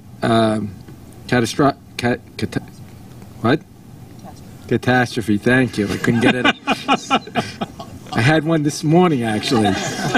Bond-based reinsurance. The committee recommends these action items, and I move them. I'll second them. Do we have any questions or comments? There being none, all in favor say aye. Aye. Any opposed? Motion carries. There are 5 competitive procurements in the amount of $36.5 million. The committee recommends these procurements, and I move them. I'll second it. Are there any questions or comments? All in favor say aye. Any opposed? The motions carry. There are 11 ratifications in the amount of $66.2 million. The committee recommends these ratifications, and I move them. I'll second these ratifications. Do we have any questions or comments? There being none, all in favor say aye. Aye. Any opposed? Ratifications carry. There are 9 real estate action items this month described on pages 65 through 129 of the board book distributed for this meeting. The committee recommends these real estate items, and I move them. I'll second these items. Are there any questions or comments? All in favor, say aye. Aye. Any opposed? They carry. This concludes. Oh, go ahead, finish. Go ahead. This concludes the Finance Committee report. Mr. Chairman, if I could thank our board members for their support of the Long Island Railroad Suffolk County agreement with the United States Golf Association. It means a lot to us who play golf, but it means a lot more to my county executive who gets revenues from the golf tournament. So for those of you who want to come out, please do so. But we very much appreciate the support of the board in allowing it to happen. Right, and just for everyone who's not a golfer, it's the U.S. Open, which will be at Shinnecock this year. Shinnecock in June, and we put a bridge over the Long Island Railroad station at Southampton so people can take the train out to the golf. The station is actually across the street from the golf course, and then we build a bridge, which the U.S. Golf Association is paying for, but everybody who spends money, Suffolk County gets a portion of it, which we appreciate. Thank you, Mr. Chairman. Thank you. Now we have the report from the Transit Committee. Vice Chairman Ferrer. Thank you, Mr. Chairman. Transit Bus Committee met on Monday and reports the following. There were 2 non-competitive procurements for New York City Transit for $4.6 million. They can be found on page 135 of the board book. Committee recommends these procurements, and I move them. I will second them. Are there any questions or comments? All in favor say aye. Aye. Any opposed? The motions carry. There are 4 competitive procurements for New York City Transit for $20.8 million. It can be found on page 138 of the committee book. The committee recommends these procurements, and I move them. I will second them. Are there any questions or comments? All in favor say aye. Aye. Any opposed? Procurements carry. And there are 2 ratifications for New York City Transit. Can be found on page 145 for $3.3 million. The committee recommends these ratifications, and I move them. I will second it. Any questions, comments? All in favor say aye. Aye. Any opposed? The ratifications carry. And that concludes the report. Thank you, Mr. Chairman. Thank you. This month we had a joint Long Island Railroad Metro North committee meeting. The commuter railroad report will be given by Commissioner Pally. Thank you, Mr. Chairman. The Long Island Railroad and Metro North committees met jointly this month and report the following.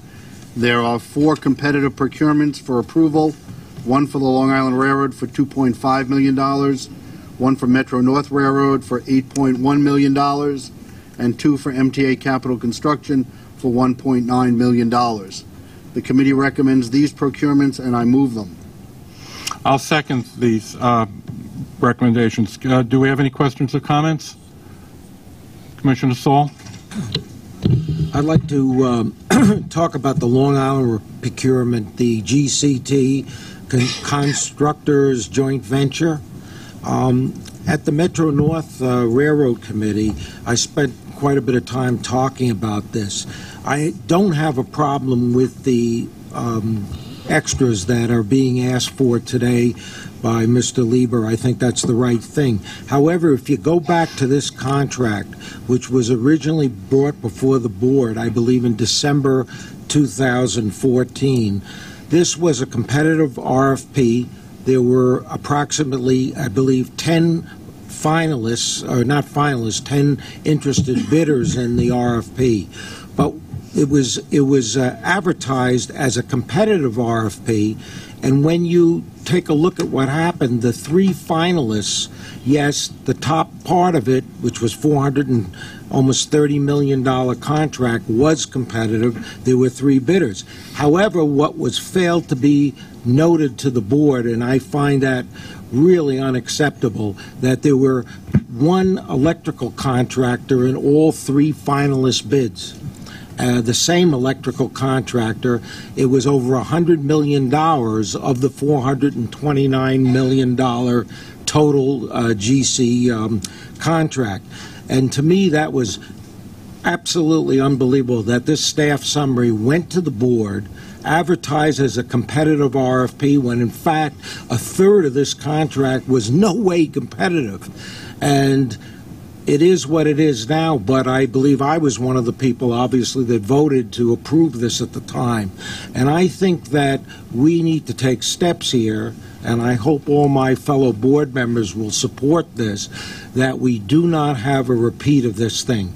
And if, in fact, there is a subcontract as part of the total contract and only one contractor in there, that is so stated very clearly in the staff summary that goes to the board. Because, in fact, we voted for a largely non-competitive procurement. And, look, it is what it is. I mean, frankly, it should be looked at what happened here, and I'd like to really know, but this is really unacceptable. And, Joe, I know I see you, looking at me and shaking your head, but we have to be sure this doesn't occur again. I agree with you, Commissioner. I think this needs to be disclosed. It should be disclosed. I'd like to ask Commissioner Merdler, who is chairing the Procurement Reform Working Group, as well as Commissioner Reckler, who's also working on the Cost Containment Working Group, to incorporate this as part of their reports so that it becomes part of the policy of this authority, that we get this level of disclosure and this level of transparency. I wholeheartedly agree with you. Any other? Okay. Where were we? We had the vote. Any other questions or comments? Yes, Commissioner? We did vote yes. No, we have to. Yes. Finish that. All in favor, say aye. Aye. Any opposed? It carries. Yes. I'd like to bring a topic up related to the Metro North Long Island Railroad Committee, if that's okay at this moment. Are there any other? That's it for the committee reports, I believe? Yes, this concludes. There are no non-competitive procurements or ratifications this month, and this concludes the report. Okay, do you want to do it now, or do you want to do it at the end of the meeting when we do new business? Now. Go ahead. Yeah, if you don't mind, because it's not new business, but thank you for that, sir. I generally believe in the committee process, so I hate to rehash something we discussed in committee, but I feel it's important from a risk management standpoint for our entire board to just hear a bit of this. Positive train control is the #1 topic, in my humble opinion, that Metro North and Long Island Railroad have to do this year. There may be other topics, and I actually would say for Long Island Railroad there are other capital activities that probably take precedent over, but certainly for Metro North, in my opinion, positive train control is the #1 task we have in front of us. We heard a long and thoughtful conversation about delays in the testing of some of the components of positive train control. We have some of it already in place, civil speed enforcement, and some of Metro North. We'll have the rest of it by September, but there are other components that are not in place yet. The testing of this brand new software that we are breaking ground on is not working exactly as we'd hope, which is, of course, what happens when you test something brand new. Factory tests have shown that we have material, I think the phrase was variances, safety variances, which lead to a stopping of the testing. We are already behind schedule, and the plan we put in place for the riding public, which is to have the system fully in place by the end of the year, is in question. We will certainly meet, I hope we will meet the federal guidelines, but frankly I care less about the federal guidelines than having this safety system in place by the end of the year. I bring this up not to scold our colleagues, because I actually deeply appreciate the transparency and the vigilance of management. I bring this up, though, more so for us to understand that we do have an ongoing risk in front of us, and B, more importantly, for those listening from Bombardier and Siemens, that this board is watching, this board is expecting, this board is demanding that you complete the activities you have signed up for. I know others in this board, include Mr. Schwartz and I, feel the same way about these players, and I know, Chairman Lodi, you've been putting pressure on them. It is an absolute necessity for the riding public that the multiple parts of PTC be put in place by the end of this year, and we appreciate the work of the management team here to make that happen. Thank you for your indulgence. Thank you, Commissioner. If there are no more comments for the Joint Committee and Railroad Committee, we now are off to the Bridges and Tunnel Committee. Next, it's Commissioner Merdler. Mr. Chairman, the Bridges and Tunnels Committee met on Monday, and I report the following.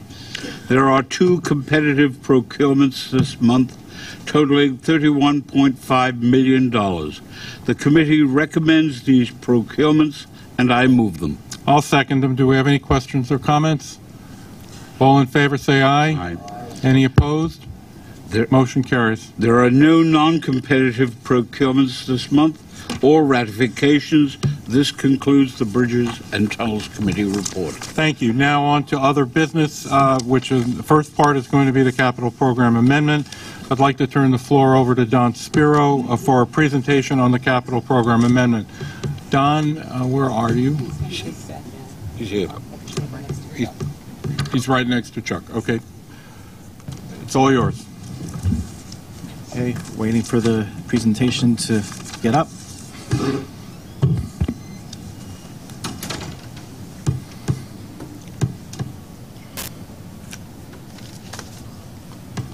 All right, thank you, Mr. Chairman.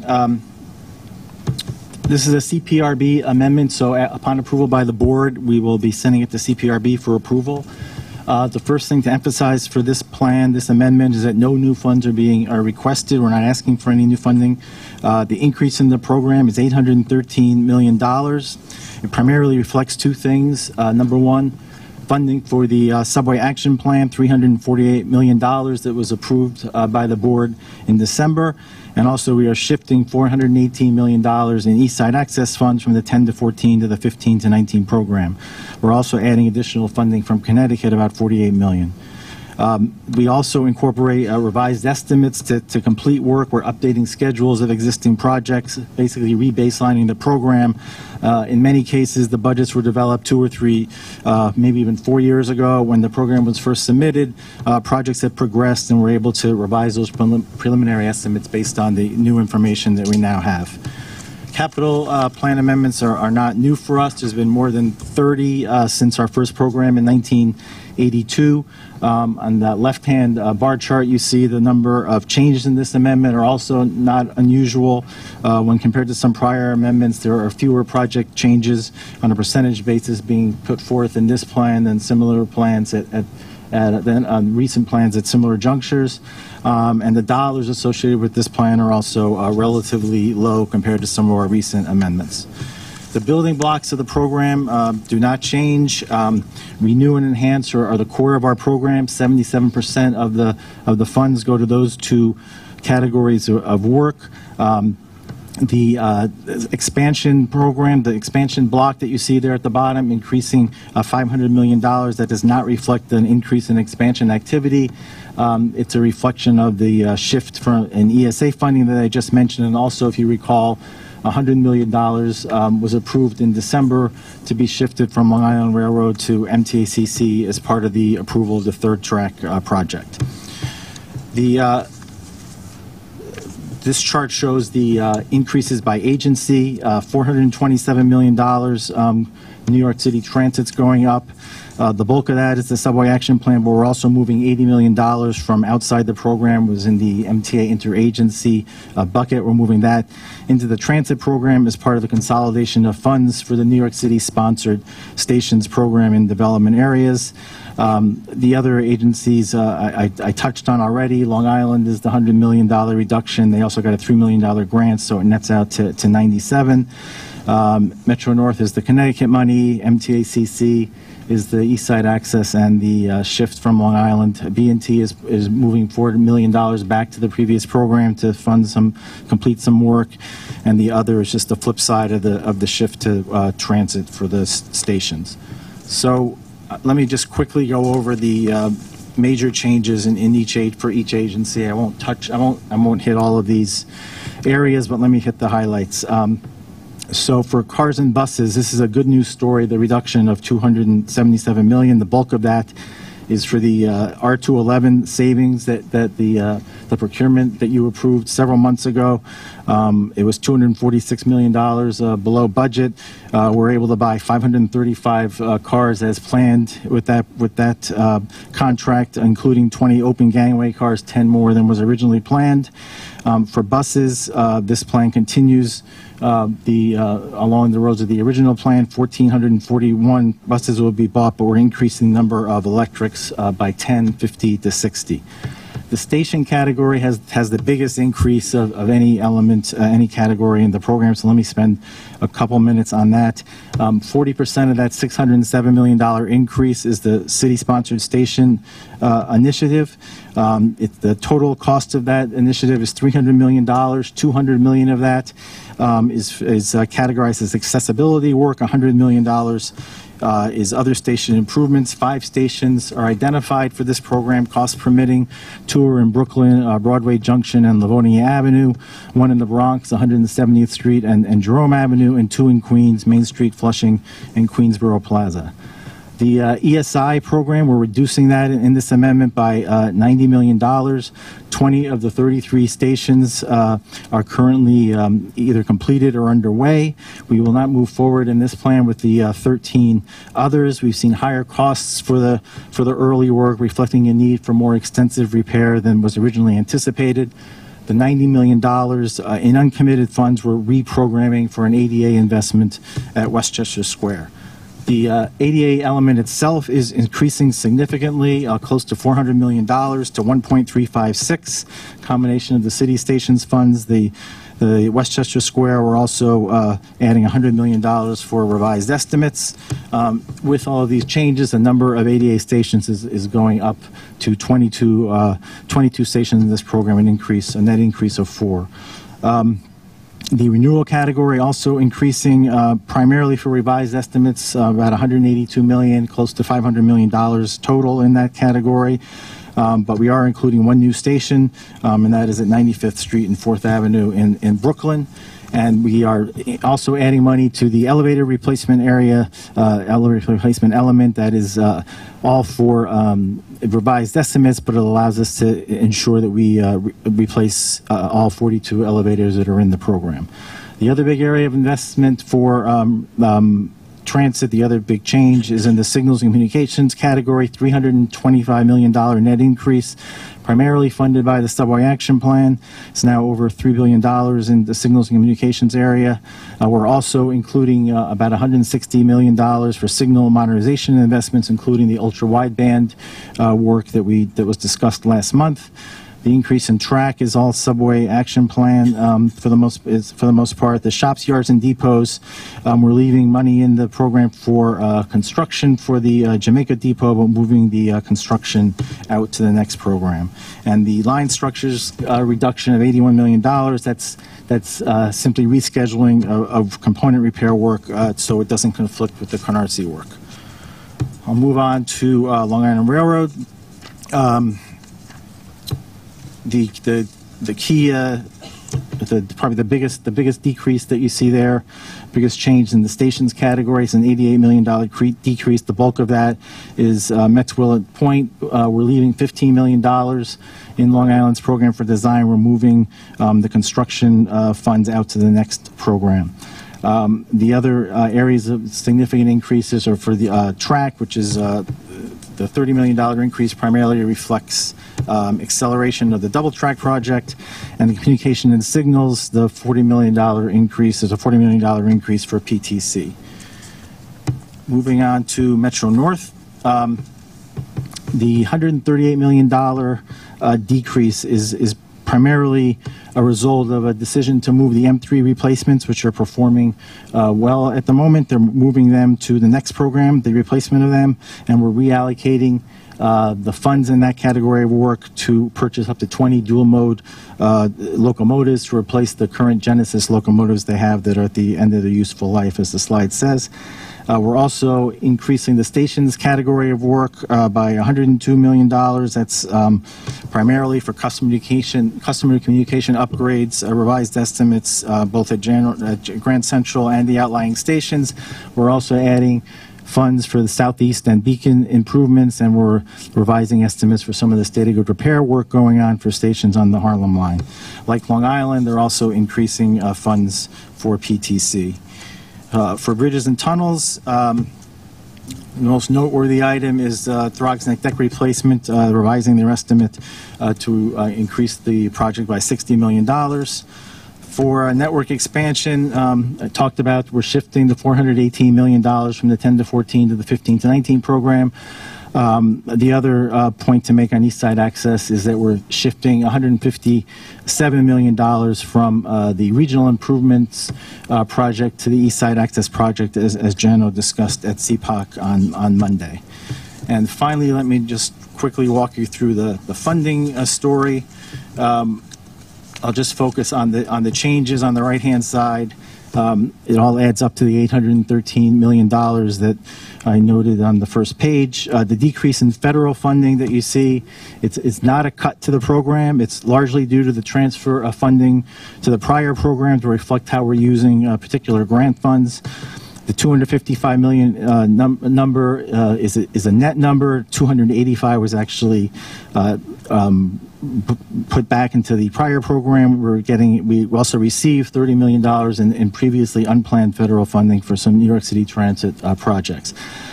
Similarly, the $410 million increase in MTA bonds is a swap with the prior program. It's a swap the other way into this program. It's largely to match the transfer of the federal funds, but we're also adding $125 million in MTA bonds to offset the reduction in pay-as-you-go funds available, which you see on the next line up there. We're adding the $348 million from the state and the city for the subway action plan. That's what the 174 numbers are. And we are also transferring $418 million in planned asset and sales leases from 10 to 14 to 15 to 19 to support the funding for the East Side Access shift. And finally, that $30 million, or rather $20 million at the bottom, that's a net number. It includes the $48 million for Connecticut, a $3 million grant from the state for Long Island Railroad, and is offset by a $30 million reduction that we can now take because we got the additional $30 million in federal funds for this program. And then the shift from B&T, and it ties out at the 813. So that concludes my presentation.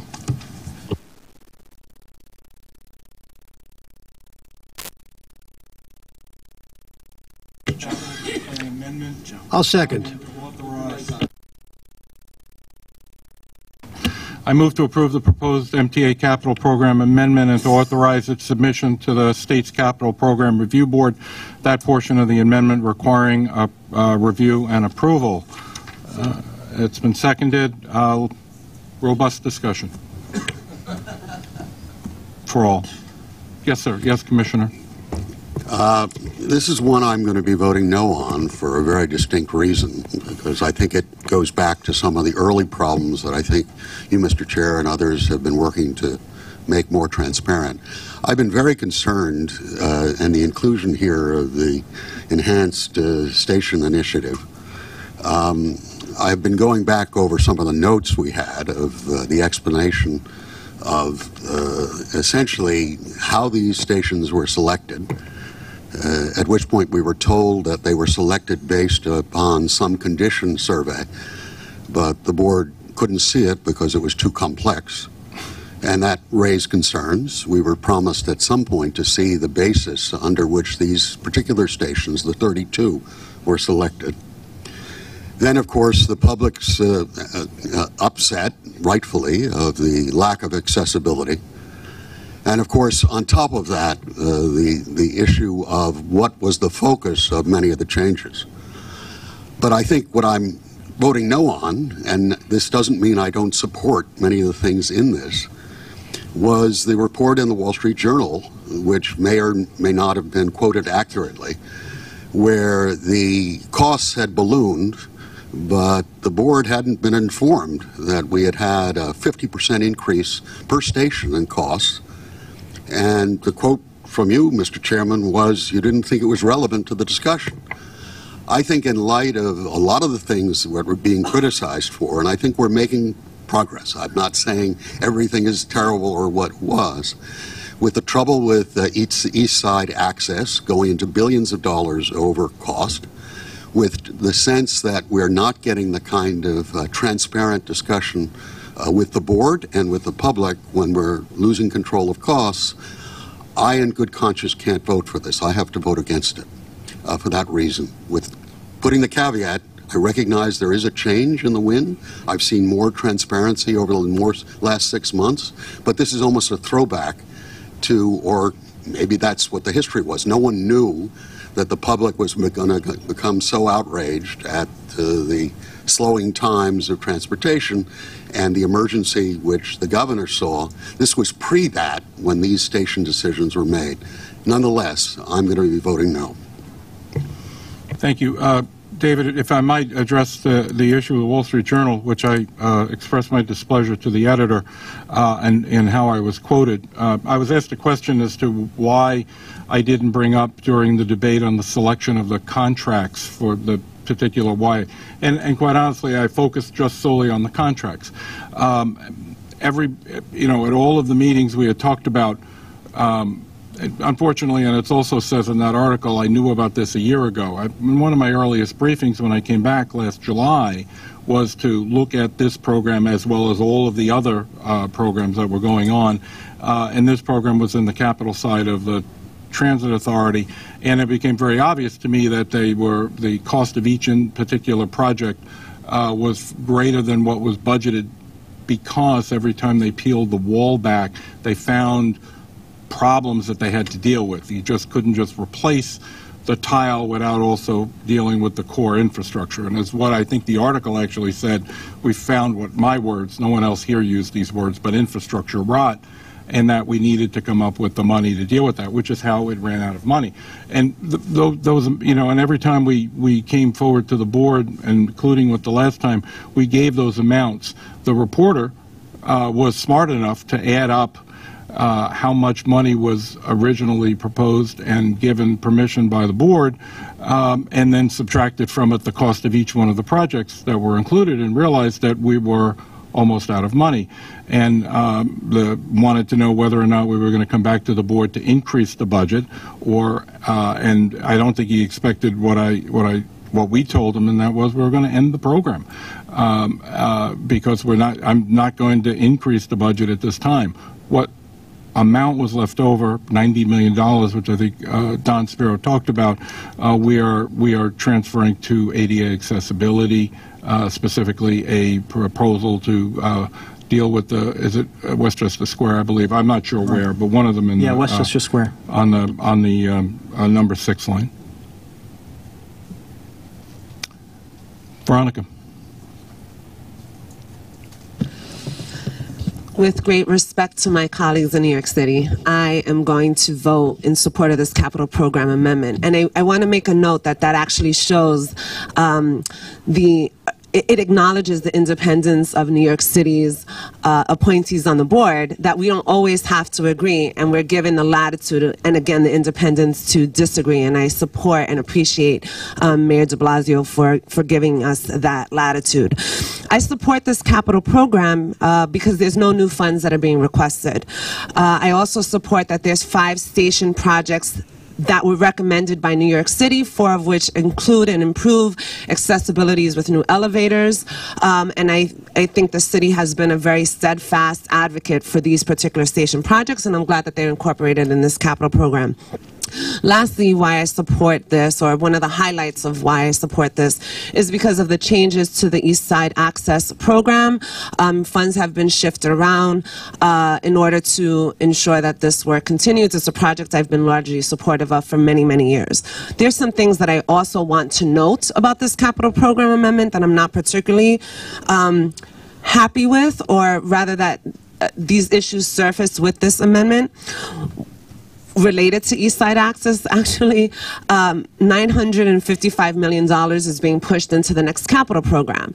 So while it doesn't impact this existing program, it will impact the next. And I think that there's an opportunity for this agency to rein in those costs. I want to see the outcome and the results of my fellow commissioners, Mortler and Reckler, and their cost containment and procurement reform task forces. Their recommendations work for the next capital program.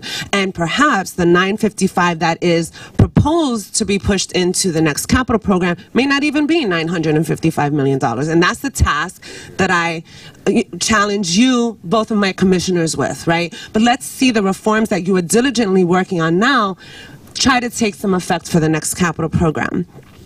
Another point that I want to make is this capital program amendment reflects a significant shifting of funds, right? There's revised cost estimates, and I certainly understand that, but there's money that's being moved within the agencies and from different programs. Several months ago, when I actually proposed that as a strategy to fully fund New York City's portion of the Subway Action Plan, I was told that that doesn't happen. That can't be done. But it is done, and it's done quite a bit in this capital program amendment. $157 million from regional investments is moving to East Side Access. $80 million from the Urban Core Reserve is moving to the New York City Transit Capital Program. $97 million from the LIRR Capital Program is moving to MTA Capital Construction. This money does get moved when it wants to be moved. And that is the problem with so many of these decisions, that they are infused with politics. When we want to make things happen, this agency makes it happen. And those are some examples of how. With regards to enhanced station initiatives, I want to thank the press for keeping the board apprised of what's going on at the MTA. And that is certainly a dig on these particular two issues. The first being the Enhanced Station Initiative, the second being the cost overruns on East Side Access. Yes, the board was briefed. We have gotten information, and we've gotten some very good, thorough information after the fact, after the press had reported this, and we read about it. And this has been a chronic issue, at least my 2 years on the board. It is indefensible that we did not receive this information prior to it being reported in the press, regardless of when it was known, how it was reported. It is indefensible that we did not get a specific briefing, particularly when President Byford had a special presentation on the Enhanced Station Initiative in response to very robust and concerted discussion and debate among these board members that prompted and necessitated Mr. Byford to come up and give an entire presentation on ESI, and not once was it mentioned that there were cost overruns. That is an egregious oversight mistake. With regards to transparency and accountability, now that New York City has put in its contribution to the New York City Subway Action Plan, there needs to be more oversight from the city, with the city and with the MTA, on how the progress is being made, how the funds are being spent. In fact, it was my suggestion to President Byford, which he very gladly obliged, but it was my suggestion that we get a report on the progress of the Subway Action Plan. And Mr. Byford said he would do so in September with a year's worth of data. I had not heard that proactively from the agency before I asked for it. And we deserve periodic progress on this. In fact, it's not entirely clear to me why we still are in an emergency state when it is reported monthly that there is progress on the Subway Action Plan. And in fact, that progress is touted a good deal as to validate and substantiate the progress of the investment. Well then, if it's working, why is the 30-day executive order for an emergency still renewed? I don't yet understand that. I've covered it all. Thank you.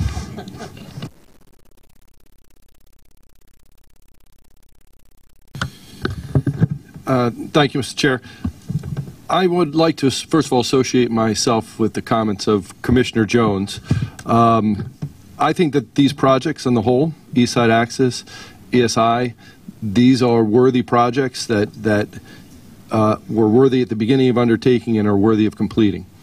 However, I think that we parse words in a way that does detriment to ourselves when we say things like, on East Side Access, well, that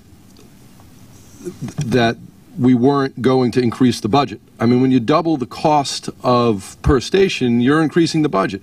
And with all due respect to Commissioner Vanderpool, when we say things like there's no new money in this capital plan, when you're saying you're now not going to finish the work that you anticipated under the prior capital plan with the money in it, and you're going to spend another $1 billion in the next capital plan, you're essentially have new money in this capital plan. And for an agency that has over $40 billion in bonded debt, $17 billion in post-retirement benefit obligations, $8 billion in unfunded pension liabilities in its pension plan, and I don't know how many billions are its portion of the NYSER's unfunded pension liabilities. When we incur another $1 billion, alarm bells should be going off, and we should be deeply concerned. And I'm particularly frustrated by the fact that we were asked to vote on third track when we all knew that there was going to be some forthcoming cost overrun on East Side Access, and we were told that those costs couldn't be assessed at that time, which I don't doubt the validity of, but there was no reason not to defer the vote on third track until we could have had a complete picture. And as with ESI, as with that situation, it seems we're consistently put in the position of needing to vote without a complete picture. And for that reason only am I going to vote no, but as Commissioner Jones said, not because these aren't worthy projects. They are, but we need to get a handle on this. I sometimes think to myself, as I come into the headquarters, that it may someday be convenient that the federal bankruptcy court is right across the street from our headquarters. But it's for that reason that I'm going to vote no. All right, well, I certainly want to echo some of my colleagues' comments, and I particularly want to start with what Veronica said, thanking the press corps for keeping us informed about what's happening on the board upon which we sit. That's how I learned about the Subway Action Plan, about the appointment of President Byford, and how I learned about, as everyone else here knows, the cost overruns on ESI and on East Side Access. And I think, as you've heard from all the colleagues, there's much in this capital plan that I think is commendable and that I support. I mean, certainly, I'm delighted the city-sponsored stations are in there, and it's been a good partnership. And I will note that Dawn said that this plan has a net increase of 4 ADA stations. 4 of the city's 5 stations that we're contributing to are ADA stations. We do put a big priority on that. And obviously, we are happy. It's been a long, strange trip, but the city's contribution is in for the Subway Action Plan. And, you know, I think as Veronica said, we're full partners now, and, you know, definitely want to be a more, I think, more of a partner and more engaged in the oversight. And I will just mention today, some of you may have seen it, but a letter that speaks to this very topic from the mayor and the city council speaker, just, I think, laying out some of the accountability measures that the city thinks is important. But, you know, just as you heard from my colleague, the letter is to the chairman of the MTA, and we can send it around. We have paper copies if anyone wants it. It's also, it was sent out as a press release, so it is widely available in multiple formats. But I do really want to talk about East Side Access, and it is a project that I support. I was happy to say working for Senators Moynihan and Schumer back in its inception, so I've had a long history with the project. And look, it's no secret. I mean, this is a project that started, you know, I think it's sort of its first real estimate at about $6.8 billion. As of today, I guess we're up over $11 billion.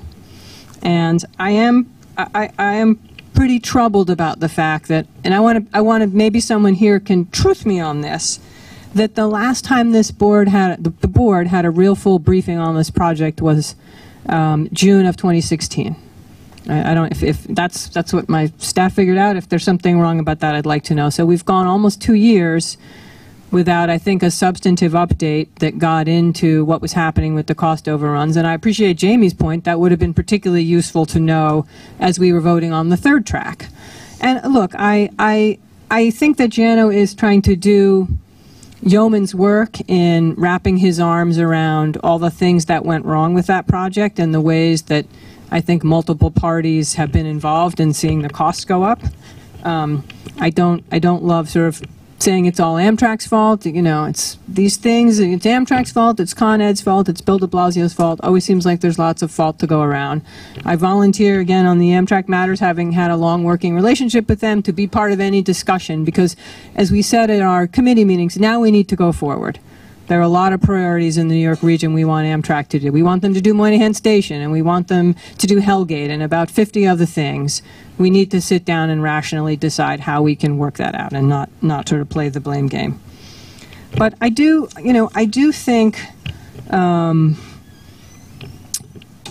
want to echo what Veronica said. Looking over at Jano, who I know is trying his best, and at Scott and at Chuck, rather than just say, it's okay, we're just going to let this project price tag go up another $1 billion. And as Jamie pointed out, and that even though most of that money isn't in this capital plan, we're just postponing that. We're essentially, by ratifying the capital plan today, we're ratifying that for the next capital plan. A capital plan which I think many here in the MTA have publicly said they don't know how they're going to fund. It's oversubscribed. So I don't think as board members, given the way we learned about this overrun, which again was by the papers, we should acquiesce to that. We need to go back to the drawing board and see if we can find ways to cut the cost of this project, which is now at over $11 billion and counting, even though I think everyone here supports the project. And, you know, Joe, you've often sort of said in the press, the city has the veto authority over anything in the capital plan because the city has a seat on the CPRB. You know, just to be clear, today is a day where that really doesn't make sense, because the city can veto one portion of a capital plan or a capital plan amendment. That's the New York City Transit portion. And I think today there's a lot of good things in the New York City transit portion of this. Some things I have grave concerns about with the Long Island Railroad portion of it. But there's no ability in this vote to separate out different elements. It's an up or down. So for that reason, I too will be voting no. Thank you, Joe. I appreciate the fact that the city is now a partner in the Subway Action Plan. Unfortunately, it was never a willing partner, but nonetheless, it's now a partner, so that's good. I want to focus on the issue at hand that we're going to vote on, which is the amendment for East Side Access, which is a critically important project for the region. Look, we're taking a vote for some of the sins of the past, but that was the past. We're in the present, and we're looking towards the future. And I think what's going on now in the present with Jan Oliva here and how we're operating today and looking forward is quite different than how decisions were made and actions taken in the past. I have all the confidence in the world that the plan that Jano and his team put together, that this project now will get done on time as laid out. It will get done on budget. But unfortunately, you know, he wasn't there when bad decisions or mistakes were done, just like we're doing now design build, which we didn't do in the past. So it is what it is, whether we, like it or not. None of us like to take votes to spend more money.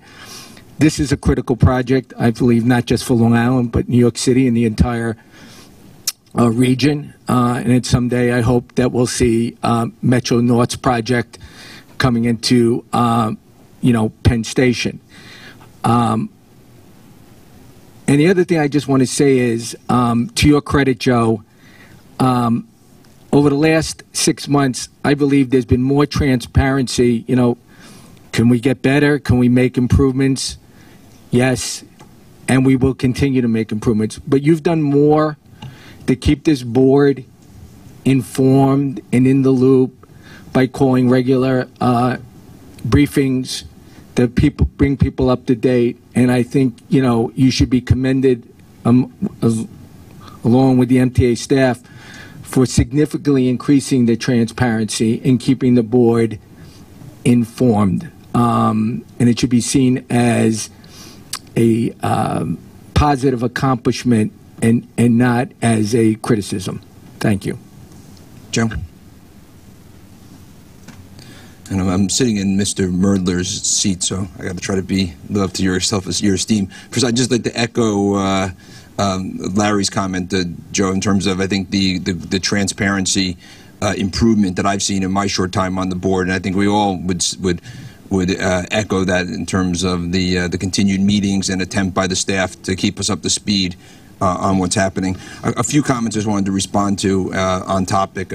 First, just to Commissioner Vanderpool, I appreciate your comment about not necessarily voting with the city, but I also just want to be clear, myself and I believe all of us around this table consider ourselves fiduciaries for this organization, this agency, and no matter who nominated us, at least for me, and again, I believe my colleagues around this table, we would all vote for what we think is the appropriate thing to do, irrespective of what the elected official that nominated us might want us to do, because we're so committed to this. So hopefully, I just don't want to leave that unsaid in the scope of things.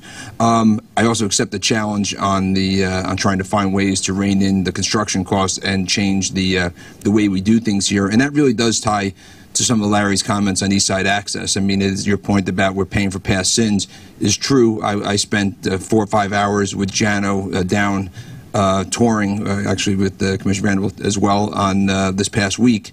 And, it is a massive project. And when a project like that is designed and scoped and set out in a certain way that doesn't necessarily try to address some of the ways to operate efficiently, once that train leaves the station, pun intended, it's very hard to change its direction. And I think that as we've heard from Jano's report and the report that he gave this last presentation, it's like trying to wrestle a moving bull to the ground to try to change the course there. And so I hope that Larry's right, that we're not going to see more cost overruns, but frankly, I wouldn't be surprised if we see more cost overruns, because it is very, very difficult when a project is moving to try to change some of the things that are out there. And even walking through the site, I recognize some of those challenges in different parts of the project, just from my own experience. And so it's got to be dealt with, but we've got to do the best we can, because it's a critical project, and we're already,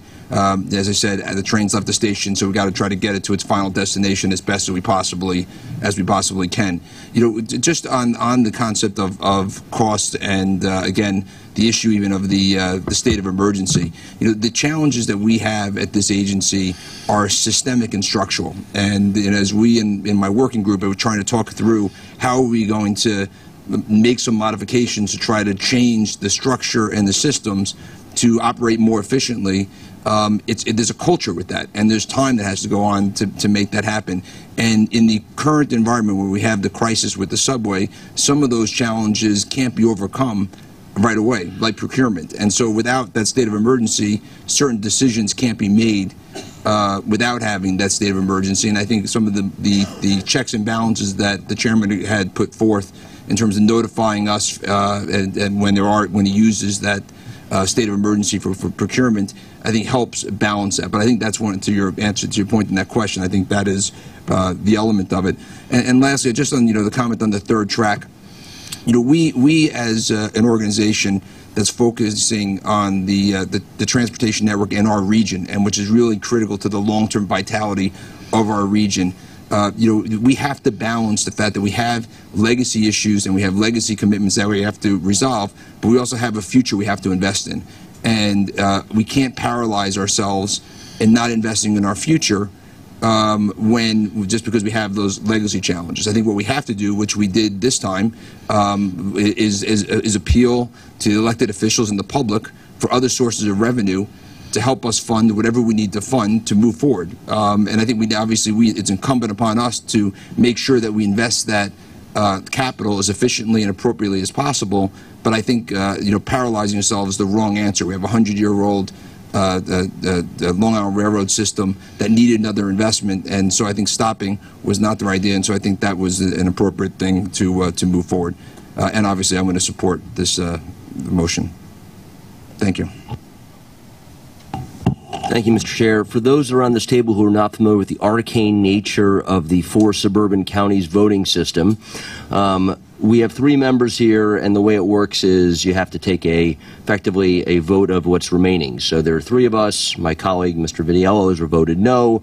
However, I vote will then, let's say, I'm going to tell you I'm going to vote yes, and then so my comments are now directed to Dr. Metzger, who will then have to be the breaking vote between us. So, Dr. Metzger, let me share my viewpoint of this, which is the following. And I'm going to focus on the things that I can focus on because I'm not on the Transit Committee. I am on every other committee, so I guess I have a viewpoint on the other ones.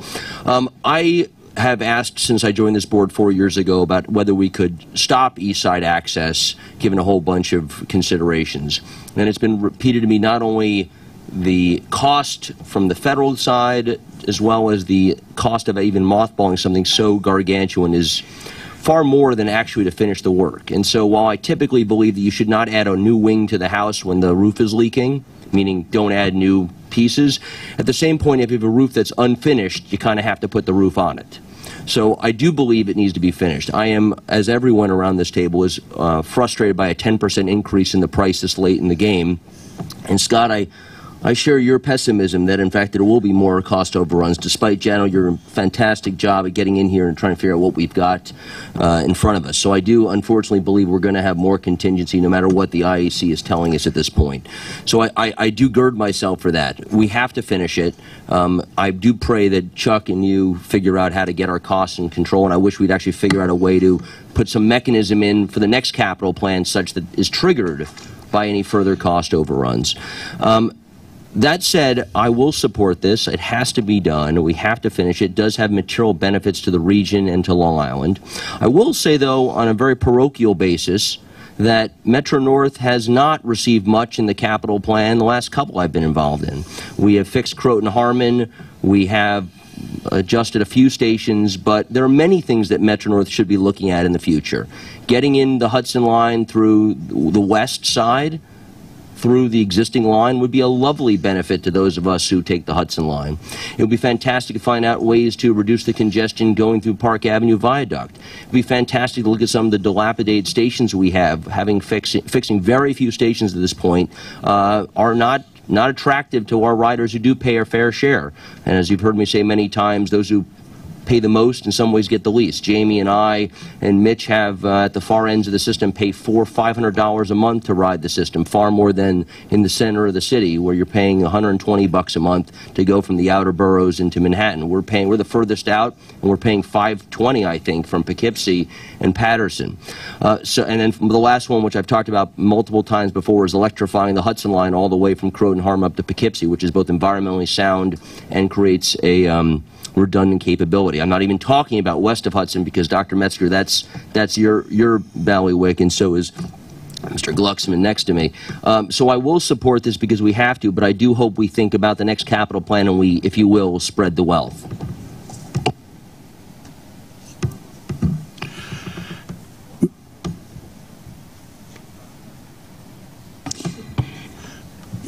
Well, the Quarter Pounders have always been independent minds, although we do try to get along well with each other, and we do have common interests.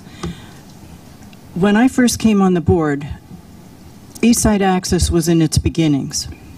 And frankly, I was opposed to it because I didn't see that it had regional importance. Since that time, I have definitely changed my mind. I do see the regional significance. I also appreciate the ability for the Hudson Line to come into the west side. I think that's a great boon to Metro North, albeit at a much smaller cost, and I'm hoping right on budget. I also appreciate the fact that to get this capital plan amendment, we did try to get new money in here. That was something that I think was necessary, and I would be hard-pressed to vote for this without having new money in here. I agree with Jamie in that it's time for us to take a more comprehensive financial look than our typical look. We talk about the debt, but we don't talk about all of the debt going forward through time, and I think that's something we really need to do. All that said, I will vote for the plan. It has many things in it that I think are important. I think changes have been made to it since it first was presented to us that don't give all of us everything we wanted, but do make progress towards ADA, make progress towards better stations, and make progress for us as a region. And for that reason, I will vote for it. And that means we win.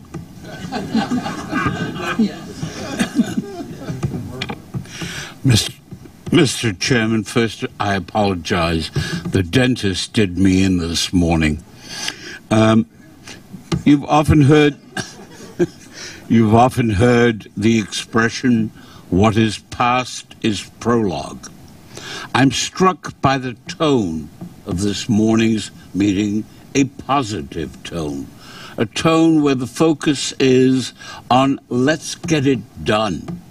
To defer third track yet again would do a great disservice to the people of Long Island. To hamper East Side access would not only impede the progress of Long Island, but would affect the 4 stations in the Bronx where people want to go to work in Westchester and to arrive in Manhattan, and where they have no public transit other than this prospect. But what is past as prologue is really typified by the chair. I've served on this board for the better part of 7, 8 years. And for the first time in that period, I have seen a chairman reach out to the board and name task forces comprised of members of the board to address issues. And they have done so in areas of paratransit, and they are doing so across the board. Scott Reckler and his colleagues, and Polly and Carl Weisbrod and I and others in the areas of procurements. We can make a change. And if we adhere to the tone that has occurred this morning, we will advance the interests of the commuters, both on the trains and in the subways and on the bridges. And I thank you, Mr. Chairman, for making that all possible.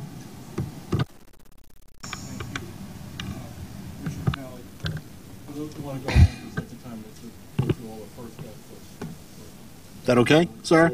Okay, thank you, sir. Obviously, for myself, who have been here many years, and the people of Long Island, we tremendously appreciate, notwithstanding the frustrations we all have with regard to the funds for East Side Access and hopefully getting it finished on time. We apologize that it has taken so long and cost so much. It is an unfortunate set of circumstances over a 15 or 20 year period that have resulted in this happening, some of which MTA had control over and some of which MTA did not have control over. But as we said at the CPOC meeting the other day, we can blame everybody we want to, but we still have to write a check to move it forward. And I don't think blaming anybody for this or that is going to help at the moment. The goal at the moment is to finish the project, finish it on budget, at least this budget, finish it as quickly as we can with the current schedule, which I have been pleased to see is still on the board, and make it available not only for the people of Long Island, but for all the people who live in the region, because it really is a regional project. So, as I said, it's time for us to move forward on East Side Access. I'm hopeful this will be the last time. I'm not so sure about that. We can only relate to Jano and his staff to make it happen to the extent he can, and I know he's trying to the extent possible. We have had reviews of this project going forward over the past number of years at the capital program, but I would urge the chairman to schedule further discussions and reports of the project, both at Capital Program and here at the board, because I think the more transparency with regard to its costs and why the costs are what they are is important. Two other things that I am supportive of in this program, which is why I will support yes. Obviously, there is additional funds for PTC in the program for the Long Island Railroad, and that is essential to make this happen and to make this happen on schedule. And I am pleased to see the finalization and hopeful completion as quickly as possible of the Subway Action Plan, which is so essential not only to the people in the city who ride it every day, but to the people I represent who ride it when they come into the city, whether that's for work or for play. It is an essential component of the regional program. One thing I am disappointed in, and I raised that before, is I am disappointed in the delay in the accessibility at Willets Point. Met's Willets Point, we had made a commitment on that to get that done during this period. Unfortunately, for a variety of reasons, that cannot happen, and I am disappointed in that. It is essential. Met's Willets Point station, at least for the Long Island Railroad, and I know for the Transit Authority, has become a major series of stations, and unfortunately, at the moment, neither one is accessible in that regard. And I'm hopeful that that can change and change as quickly as possible, because I think we owe it to the people who use those stations to make it as accessible as possible.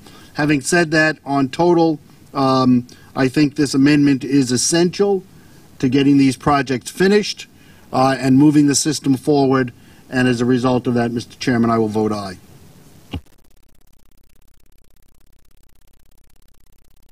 We currently, and correct me if I'm wrong, Jano, we currently review quarterly at the CPOC meeting East Side Access.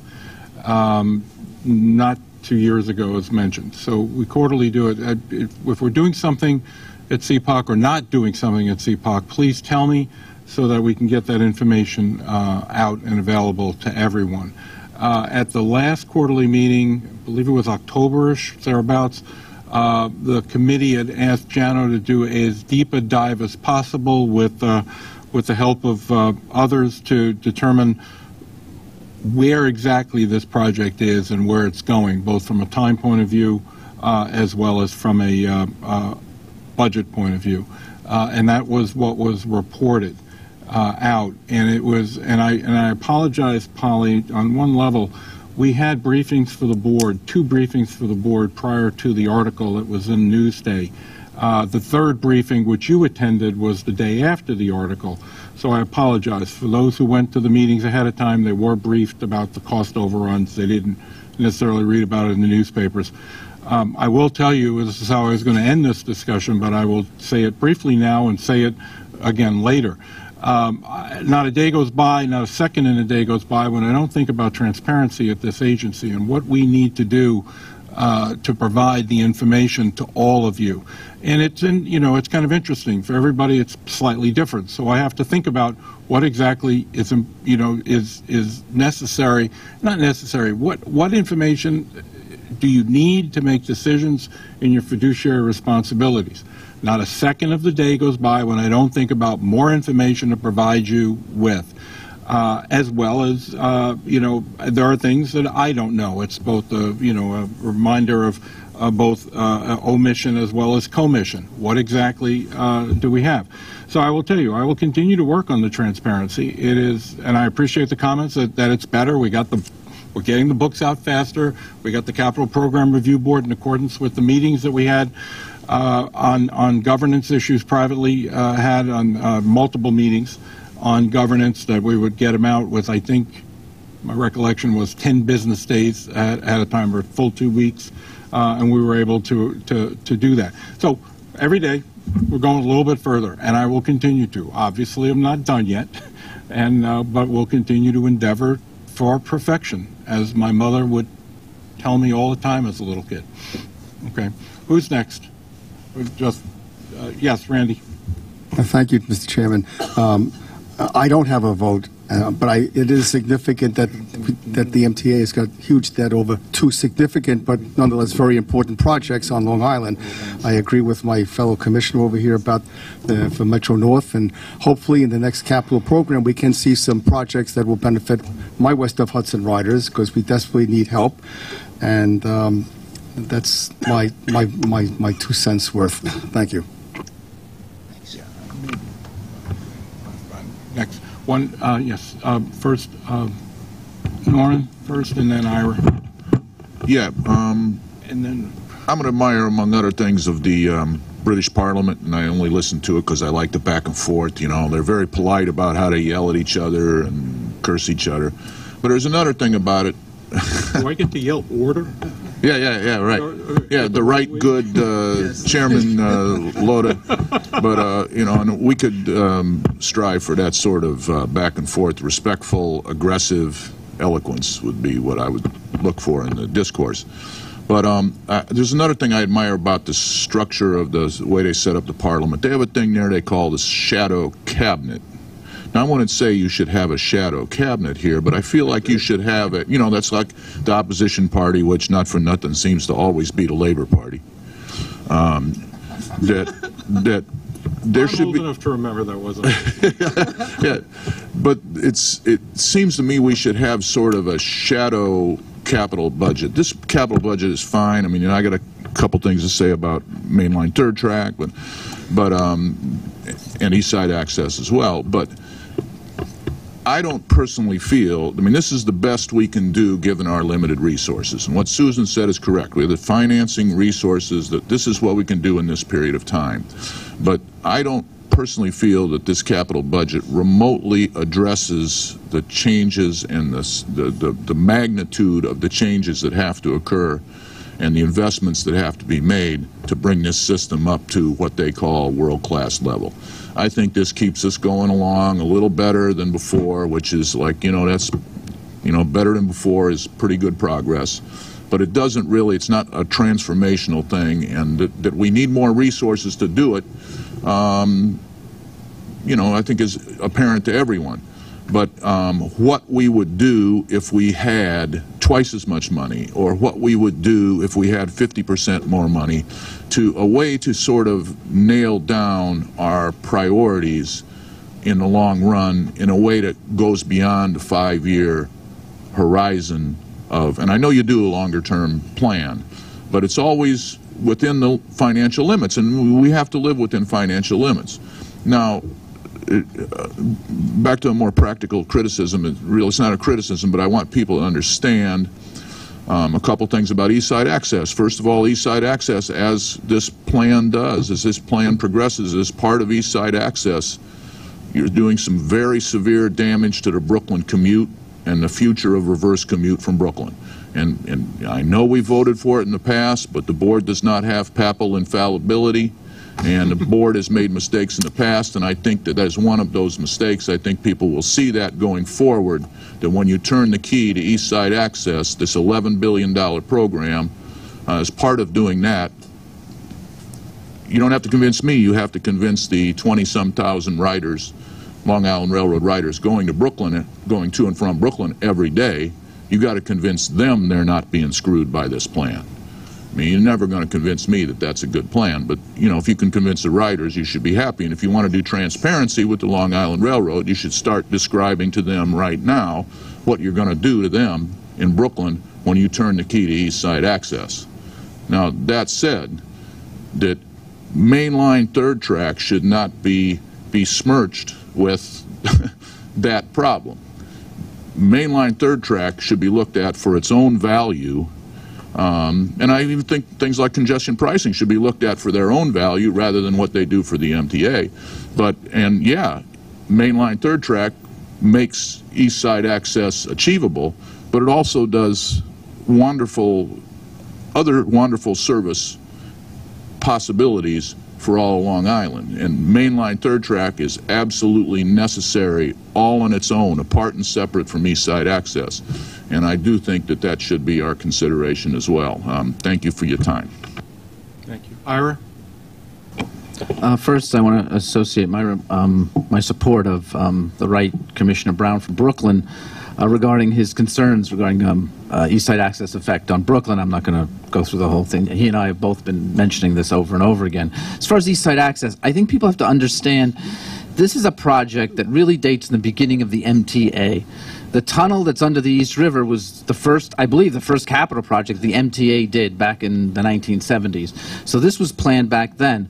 Also, as far as the necessity of East Side Access, all you have to do is really experience a rush hour at Penn Station, or look at the Long Island Railroad's on-time performance figures and try to drill down and see why we have so many late trains. A big reason is because of our situation at Penn Station. So East Side Access is necessary just to bring the Long Island Railroad really up to a level of acceptable performance, I believe. It's also necessary, again, to make Penn Station a civil place in which for people to go in and out, and to have better access for Metro North. Those things all have to be considered.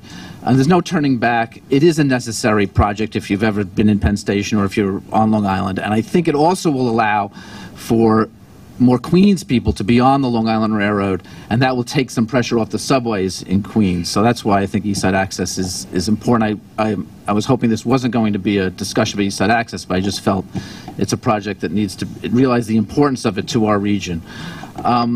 As far as some specific things that fell out of because of the increase in cost that I'm a little bit concerned with, one is Sunnyside Station, which initially wasn't. It's actually a Long Island City Station right near Queens Plaza. It's become actually probably a very important part of East Side Access, that station be completed. It'll provide necessary service there, so I hope that will be in the next capital program. And I think that, to what some other people have said, we really should look at what we can do about the expanding cost of East Side Access. And I think Jano has mentioned that he's going to go to Amtrak and say, if it's something that Amtrak's caused us, maybe they should provide some free service, so to speak, something that we would or we were willing to pay for. Maybe they should provide it now, and some of the support, which is really for their benefit, modernizing Harold. So I think that he's moving towards that, and I must say I appreciate that, because I think we do have to get a hold of these costs before 2022. Just briefly on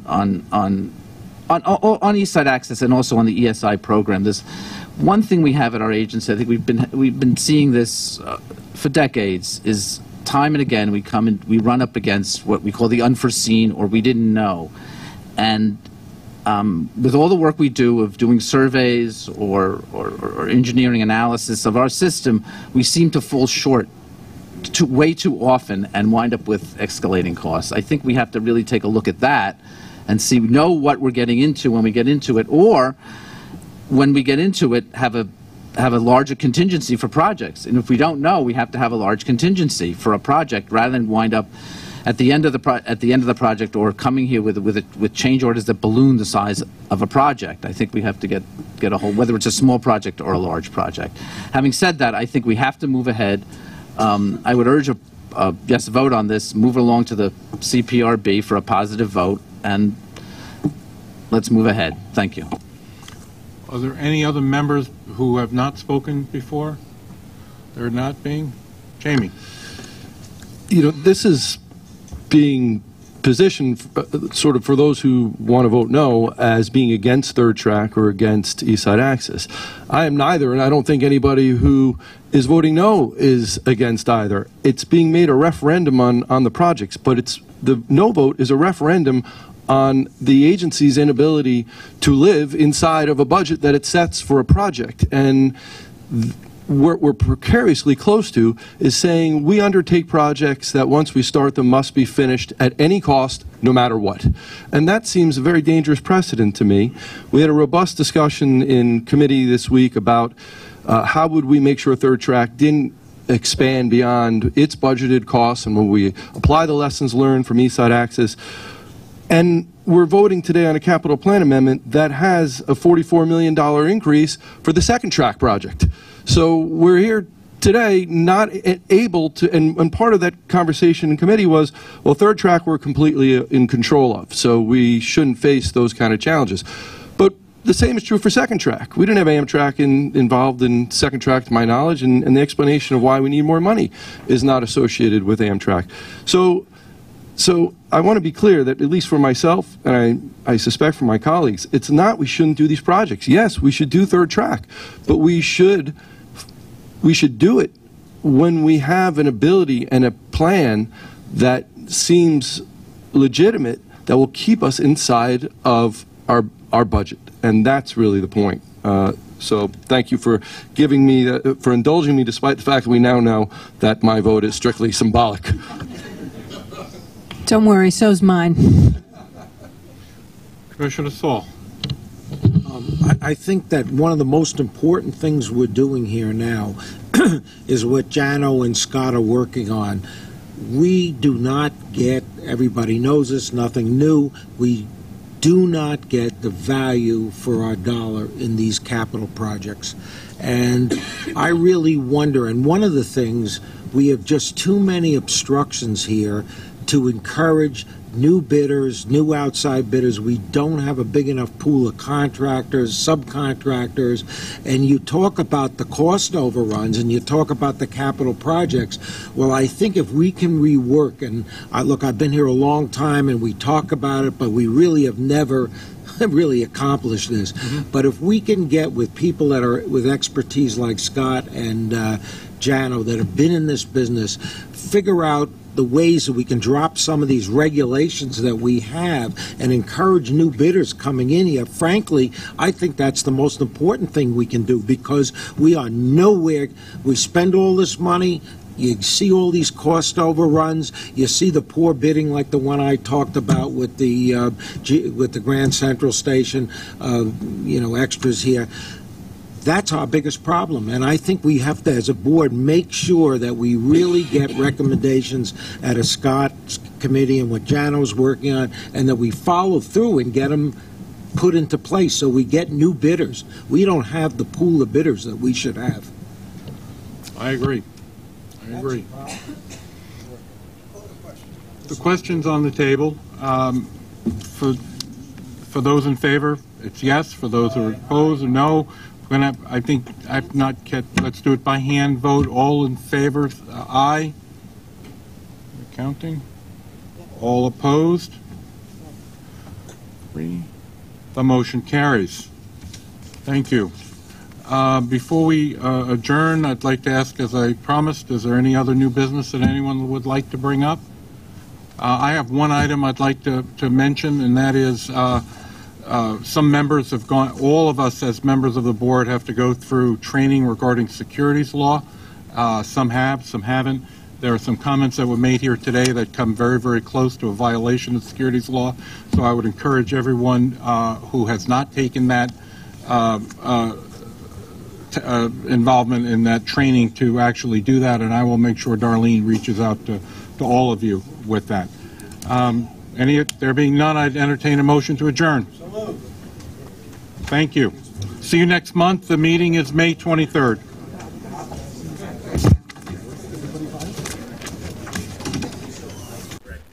Good afternoon. Rick? Greg Mocker, how are you? Channel. I wanted to make sure you heard, I think one of the public speakers said, I quote, "It's the first time I'm feeling real hope." What was it like to hear that from the podium? And then also, we've heard promises before, so what's going to be different this time when it comes to improvement and what appears to be a spirit of cooperation? It's always good to hear, I'm a big believer in keeping hope alive, playing off of the Reverend Jackson, I believe. I think that the subway action plan combined with the bus plan, combined with the Long Island Railroad improvement plan, there are lots of plans going on right now, lots of changes going on. We have a new president at New York City Transit, we have a new president at Metro North, we have a new president at the Long Island Railroad. This is by design to foster a spirit and a climate of change, and every second of the day thinking about what is it that the passengers need, what is it that the passengers want, our customers, and to be able to provide it to them. They deserve it. We have to see the results. We have to see the results, and we are seeing some results. They're incremental. It's gone. We've gone decades of in stagnant or wrong direction, possibly. So it doesn't turn around overnight, but it will turn around. There's no question about that.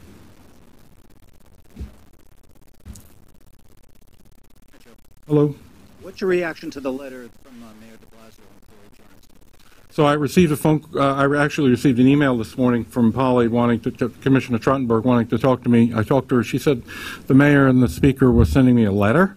I have not had a chance to read the letter. As I told her, I called her immediately back because I was about to go on a conference call, which went right up until the board meeting. So I still haven't had a chance to read it, though numerous people have told me bits and pieces of it. Look, I think, I fully understand. I'm very thankful that the city is providing the funding that we've been requesting for the last 9 months. I look forward to being able to use that money in a positive way on behalf of all of our customers and the citizens who take the New York City subway system. Hi. Hello, Emma. Can you hear me? I hear you. So what about the mayor's comments on Monday? He said that the true costs of East Side Access were withheld during the state budget process so that you could get the money from the city, and that they should... Hogwash. It's hogwash. I mean, the mayor's making that up. The idea was, look, every quarter we report at CPOC on East Side Access. Every at the October meeting, I believe it was, and I'll have to verify that by going back to the minutes, the committee asked for a complete deep dive into it. Jano Lieber did that, did a complete dive into it, and that report became available, and we provided it to the board members, as I mentioned, before it went into the newspaper. We had 2 of the 3 briefings for the board members ahead of time. Look, this notion that it was withheld, that information was withheld, is both outrageous and not borne on any basis in fact whatsoever. Regardless of whether it was withheld or communicated, what is your thought on the $1 billion cost overrun? Well, I have to go back in time to when Senator Moynihan and Senator D'Amato and then Governor Pataki started talking about this, and it's I think emblematic of some of the other comments that were made by the board today. We, as an authority, have to be as realistic as possible as to what the cost of a project is going to be. We need to look at that project, and we're burdened with the fact that somebody came up with a number, and they said the number was what it was. And then it was reviewed by the federal government, and then money was added to it a few years later, or costs were added to it a few years later. Look, we've got to be better at determining what the cost of a project is going to be. If we say it's going to cost X, we got to make we've got to have as much room and comfort that X is real. And so, I'm burdened with, as everyone else here is burdened with, the history of how these project costs were put together. And I think they were under reported, or not under, whatever the right word is, but not enough. You have to look at this from a very more realistic point of view, because, when a project, I dealt with this when I was deputy mayor. I dealt with this on School Construction Authority. I dealt with this on the third water tunnel and the DEP. It just was going up and going up, and it's emblematic of something I think that happens throughout government, at every level of government, state, local, federal, is that, let's put a number on a project so we can get it passed. We'll worry about the cost overruns later. You know what? The people deserve to know up front what the costs are going to be and hold to it.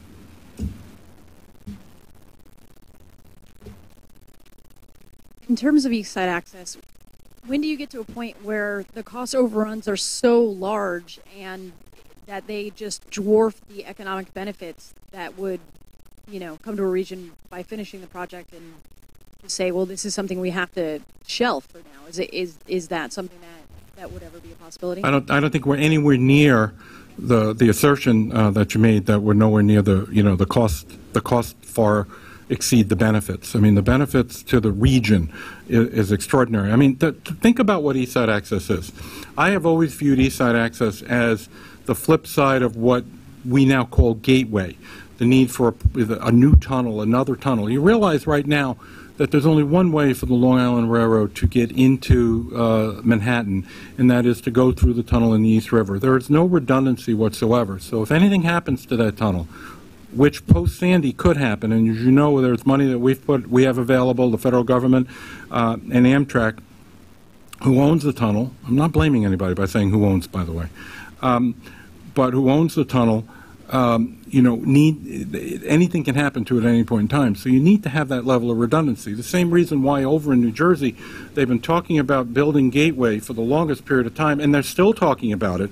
I see light at the end of the tunnel when it comes to East Side Access and building and finishing the tunnel. I mean, you literally, there is a tunnel. You can walk from Long Island City completely underground and come out at Grand Central Terminal unimpeded and not get wet or anything else.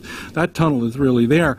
We are so far advanced to where Gateway is, but I think my whole point is it is just as strategically important to be able to have alternative ways to get from Long Island, which also gets you up to New England because of the way the tracks work, as well as it does getting across to the west to the New Jersey side. It's integral. You can't have one without the other. We are far ahead of it. We're not going to stop the project. We're going to continue the project. And the economic advantages to both the city of New York and to Long Island and to the entire region is immeasurable.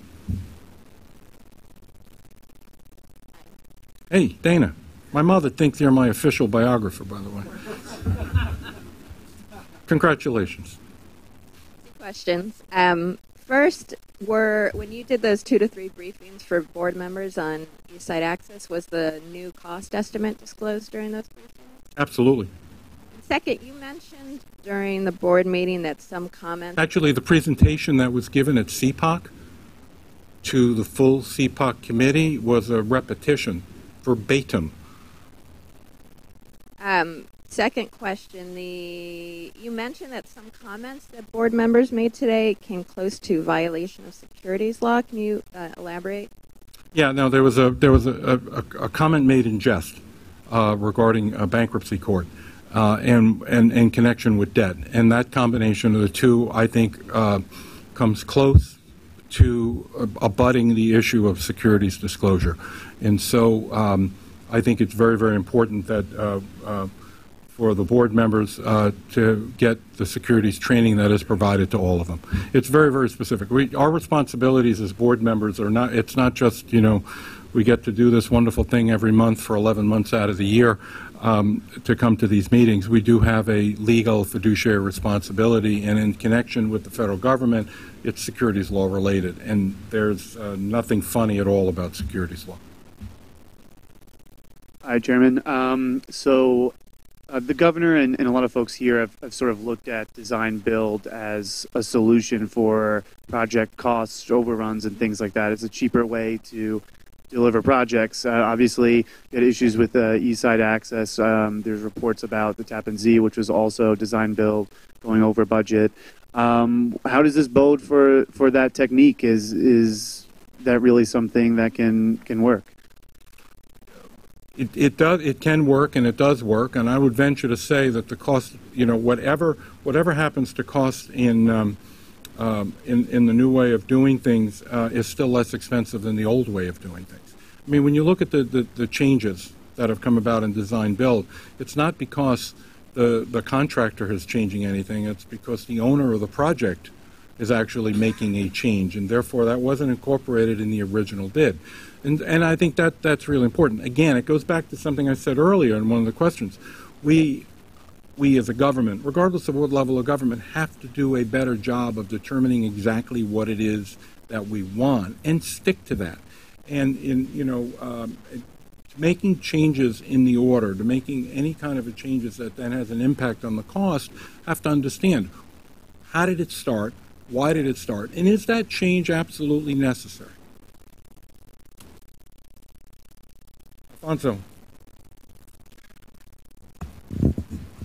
Chairman. Also on East Side Access, two things. First, since Jano talked about some hope for a better relationship with Amtrak, there have been letters fired back and forth. Jano sent them a letter. There's a letter sent back. Another letter sent back to them. It sounds like it's as bad as it's not. It's absolutely not as bad. Tony Kosha and I have known each other for many, many years. We've had numerous conversations. We had a meeting. We met together with the new president, Richard Anderson, and many of us here at the executive level, Jano, Ronnie, Pat, and myself, with their senior management. I think the letters just document the parts of the conversation. We both have to work. We both acknowledge that we need to work together. We're just, both sides are laying out their positions and point of view. I mean, it's just the way we are. We all have our particular interests.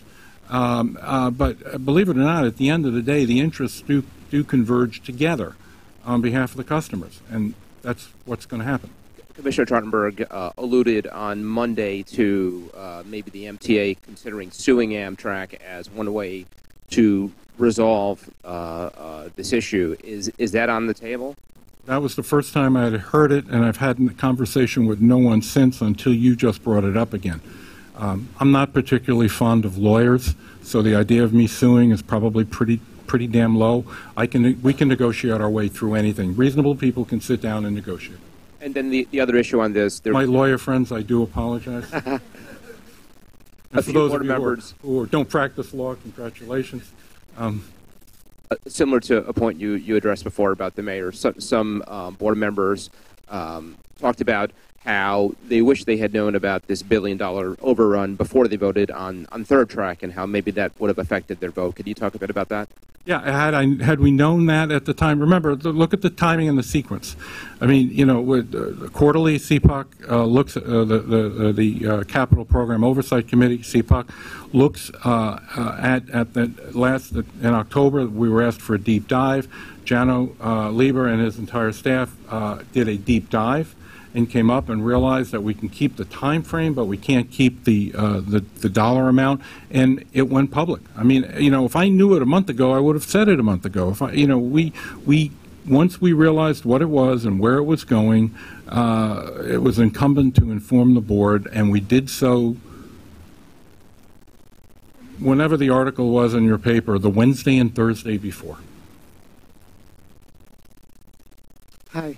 Paul, how are you? Good, how are you? I'm good. You mentioned regarding cost overruns on design-build contracts that it's actually the owner that ought to do a better job scoping out projects ahead of time. The Enhanced Station Initiative, those were design-build contracts, so did the MTA make an error up front in judgment or scoping that led to the increased costs? No, it wasn't scope related that caused the problem. It was clearly, and I can show you pictures if you want. I actually showed some at the city council hearing to one of the members who brought this issue up, one of the members of city council, and that is, when we were in to, redo part of the platform and workers got underneath, they realized that they needed to completely refortify the platform. So it moved from the Enhanced Station Initiative into a state of good repair. There's no reason to do certain things. You got to fix it. You got to totally fix it. When you become aware of a problem, as what I described to you and you reported, and as what I mentioned today, I called it infrastructure rot. They went in and they saw things that they didn't expect to see. Therefore, they have to fix it. That's what caused the Shouldn't the MTA have known to expect to see that when you're going into stations that are 80 or 100 years old with wooden platforms and old steel? Well, the platform I'm thinking about wasn't wooden.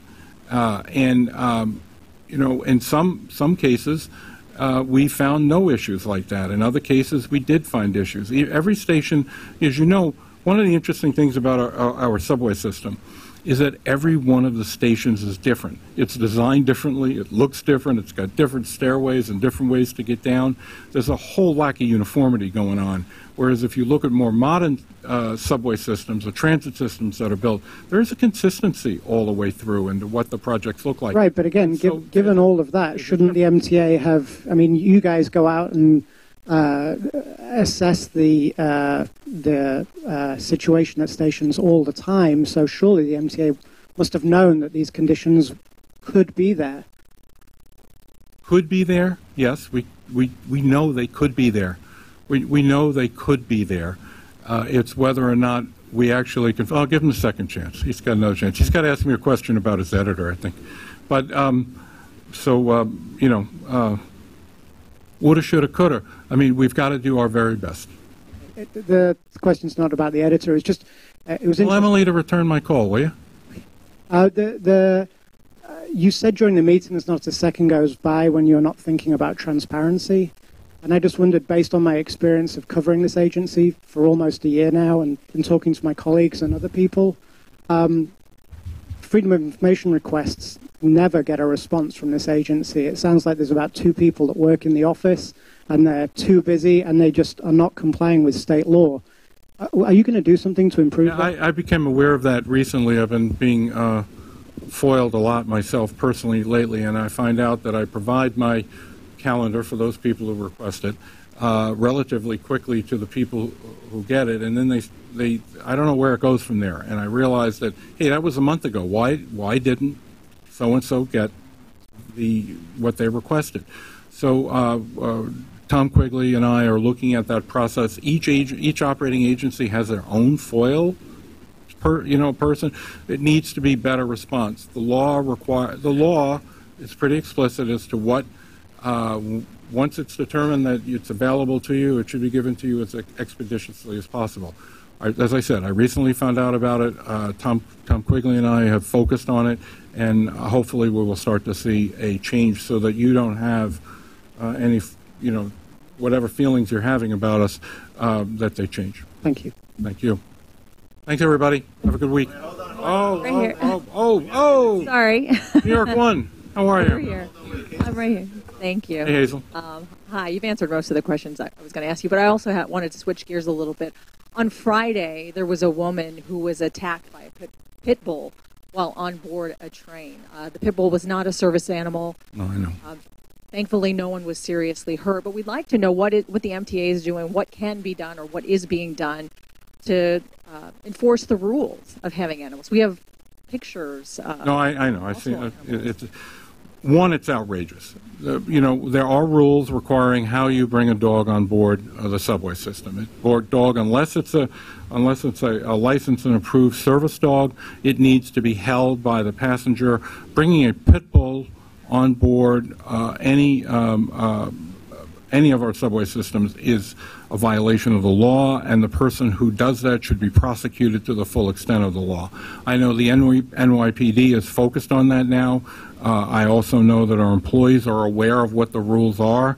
I am as outraged as anyone when I saw that. There's no reason in the world why that dog was allowed, on board, down to the platform, on the train, but let alone harassing one of my passengers. How do you think it was allowed to happen? Is it the NYPD's responsibility to make sure that they are actually service animals? I don't know where that train was and where it started and where the dog got on. But as you know, that there are certain, You think more needs to be done to address this issue? I think the working with the press to inform the public of what the rules are, as well as informing the public of what they should do if they see a violation of any rule, whether someone doing something that's in violation of the rules of the train. I think it's important on all of us to report it because it's about our safety, all of our safety. Hello. I can't hear, sorry.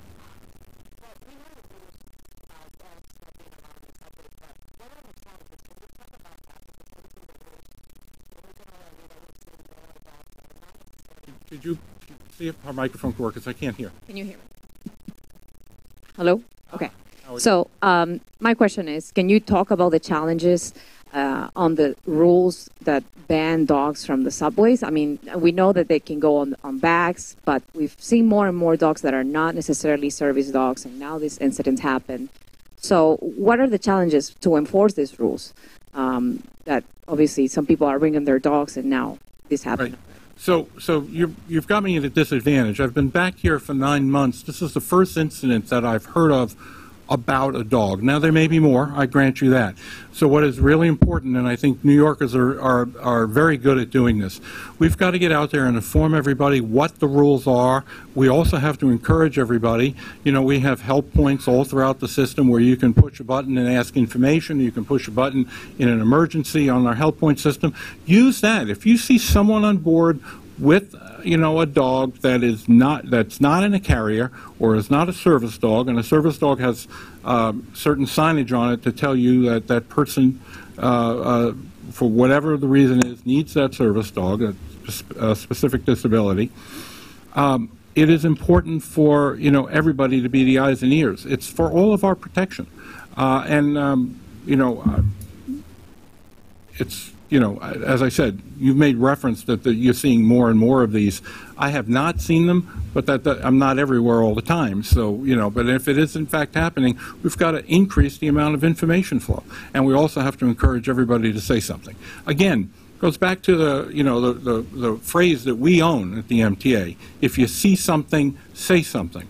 It's more than just terrorism. If you see something that's not right on the subway system, say something, because it's for all of our safety.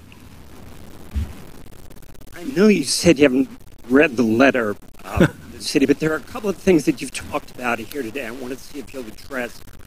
One of the things is the city's calling for a monthly update about transparency. And the other thing is a mid-course review. If you get to a point it's not worth going forward, would you commit to either of those things now? I get a weekly update and review of the system. If the city wants a monthly one, we'll find a way to get it done. I'll be more than happy to share it with them. Look, I'm glad they're a partner with us now. I don't think there was no need for a letter at all to be able to do this. We have the data, we have the information. They're providing, as I said, I have to read the letter. I'm sure it talks about money and all the rest of it, and that's fine. But I think it's really, really important to understand that we are working diligently day in and day out, and if the city wants to know what we're doing, we'll show it to them. The same thing with the mid-course review. Get to a point, take a look and say, maybe this in particular... Not a week goes by when I don't review it, so it's hard for me to imagine what this mid-course review would be. I mean, I wouldn't wait I don't know what mid means, but it's reviewed all the time. We have made alterations. I've talked about the alterations to the plan that we've made since it began in late last week in July, first week in August of last year. We're constantly trying to find ways to make sure that we reduce the amount of delays that we have in the system. Jose. Hi, Joe. We know how you feel about cats on subway tracks, so we'll go back to the dogs. Just briefly. And I know you're on Twitter, so I would invite you to check out the hashtag that I've been keeping for a while of dogs in the subway. It's puppers of the NYC subway. Dogs all the time, at least in my travels, on leash, not in bags. Whose job is it? Is it NYPD or is it transit workers? Both. It's both NYPD and transit workers.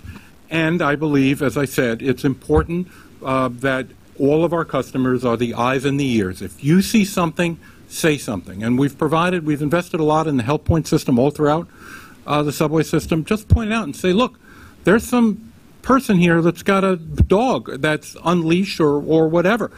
Make us aware of it. It'll go to the RCC. The RCC will in turn, where NYPD is located, to be able to get to that train, maybe at the next stop, somewhere along the way. That's the whole reason why we put the whole communication system in there. So that who was off leash last week, and he was also wearing wraparound shades. Did he have a name? Didn't go that much into detail, but it was something, and it really, you know, if a dog like that gets loose, you're serious, aren't you? Yeah. Can you comment on the deadline for the positive train control? I believe, in as I work very closely with the folks both from the Long Island Railroad and Metro North, that we will be in compliance with the federal rules that have been put in place. We, as part of transparency, see, it does happen, we tell folks that when we do a test, what works and what doesn't work. So it's worked more times than it hasn't, and in those times when it hasn't, we've now made the board aware of it, and the board it's rightfully so, talking about it. And as Commissioner Zuckerman said today, and appreciates the fact, the pressure that we're putting on the vendors involved in the installation of that to be able to get the job right. But we're at a point where we're testing it. That is indicative of how far we've come towards that. So, and bottom line is, we will be in. I feel very comfortable that we will be in compliance by 12/31 of 2018. We will make the deadline. I believe we will make the deadline. Yeah. Can you just explain what the problem is for people to understand? Just what simulation went wrong, what didn't work? This is going to be a more layman discussion of what works and what doesn't work. It mostly has to deal with positive train control. Is when you go past a switch, and a switch goes from one track to another track, and being able to communicate what exactly is going on. And so it's a connection. It's very, very similar to what we work with on, in a sense, the signal system as well within the subway system. When we talk about new signal subway systems, and I just want to use this as an analogy for PTC, and there is some connection, but it's not just putting in a new signal system. You need to have the ability for each car to communicate with the other cars and to communicate with the trains in front and the trains behind, and then it's all computerized so that there are hundreds of thousands, if not millions, of variations. How far apart trains are, headways from one to another. One train is slowing down because some critter on the track, so all the other trains need to slow down and they need to talk to each other. That is the same thing that's being tested out. It's the software side of the installation, not the hardware side, but it's the software side of the installation that is the problem right now in PTC. That's where that's what's being worked on.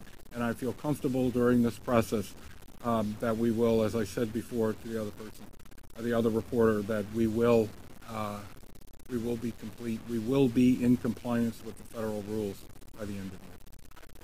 Thank you. That was fun.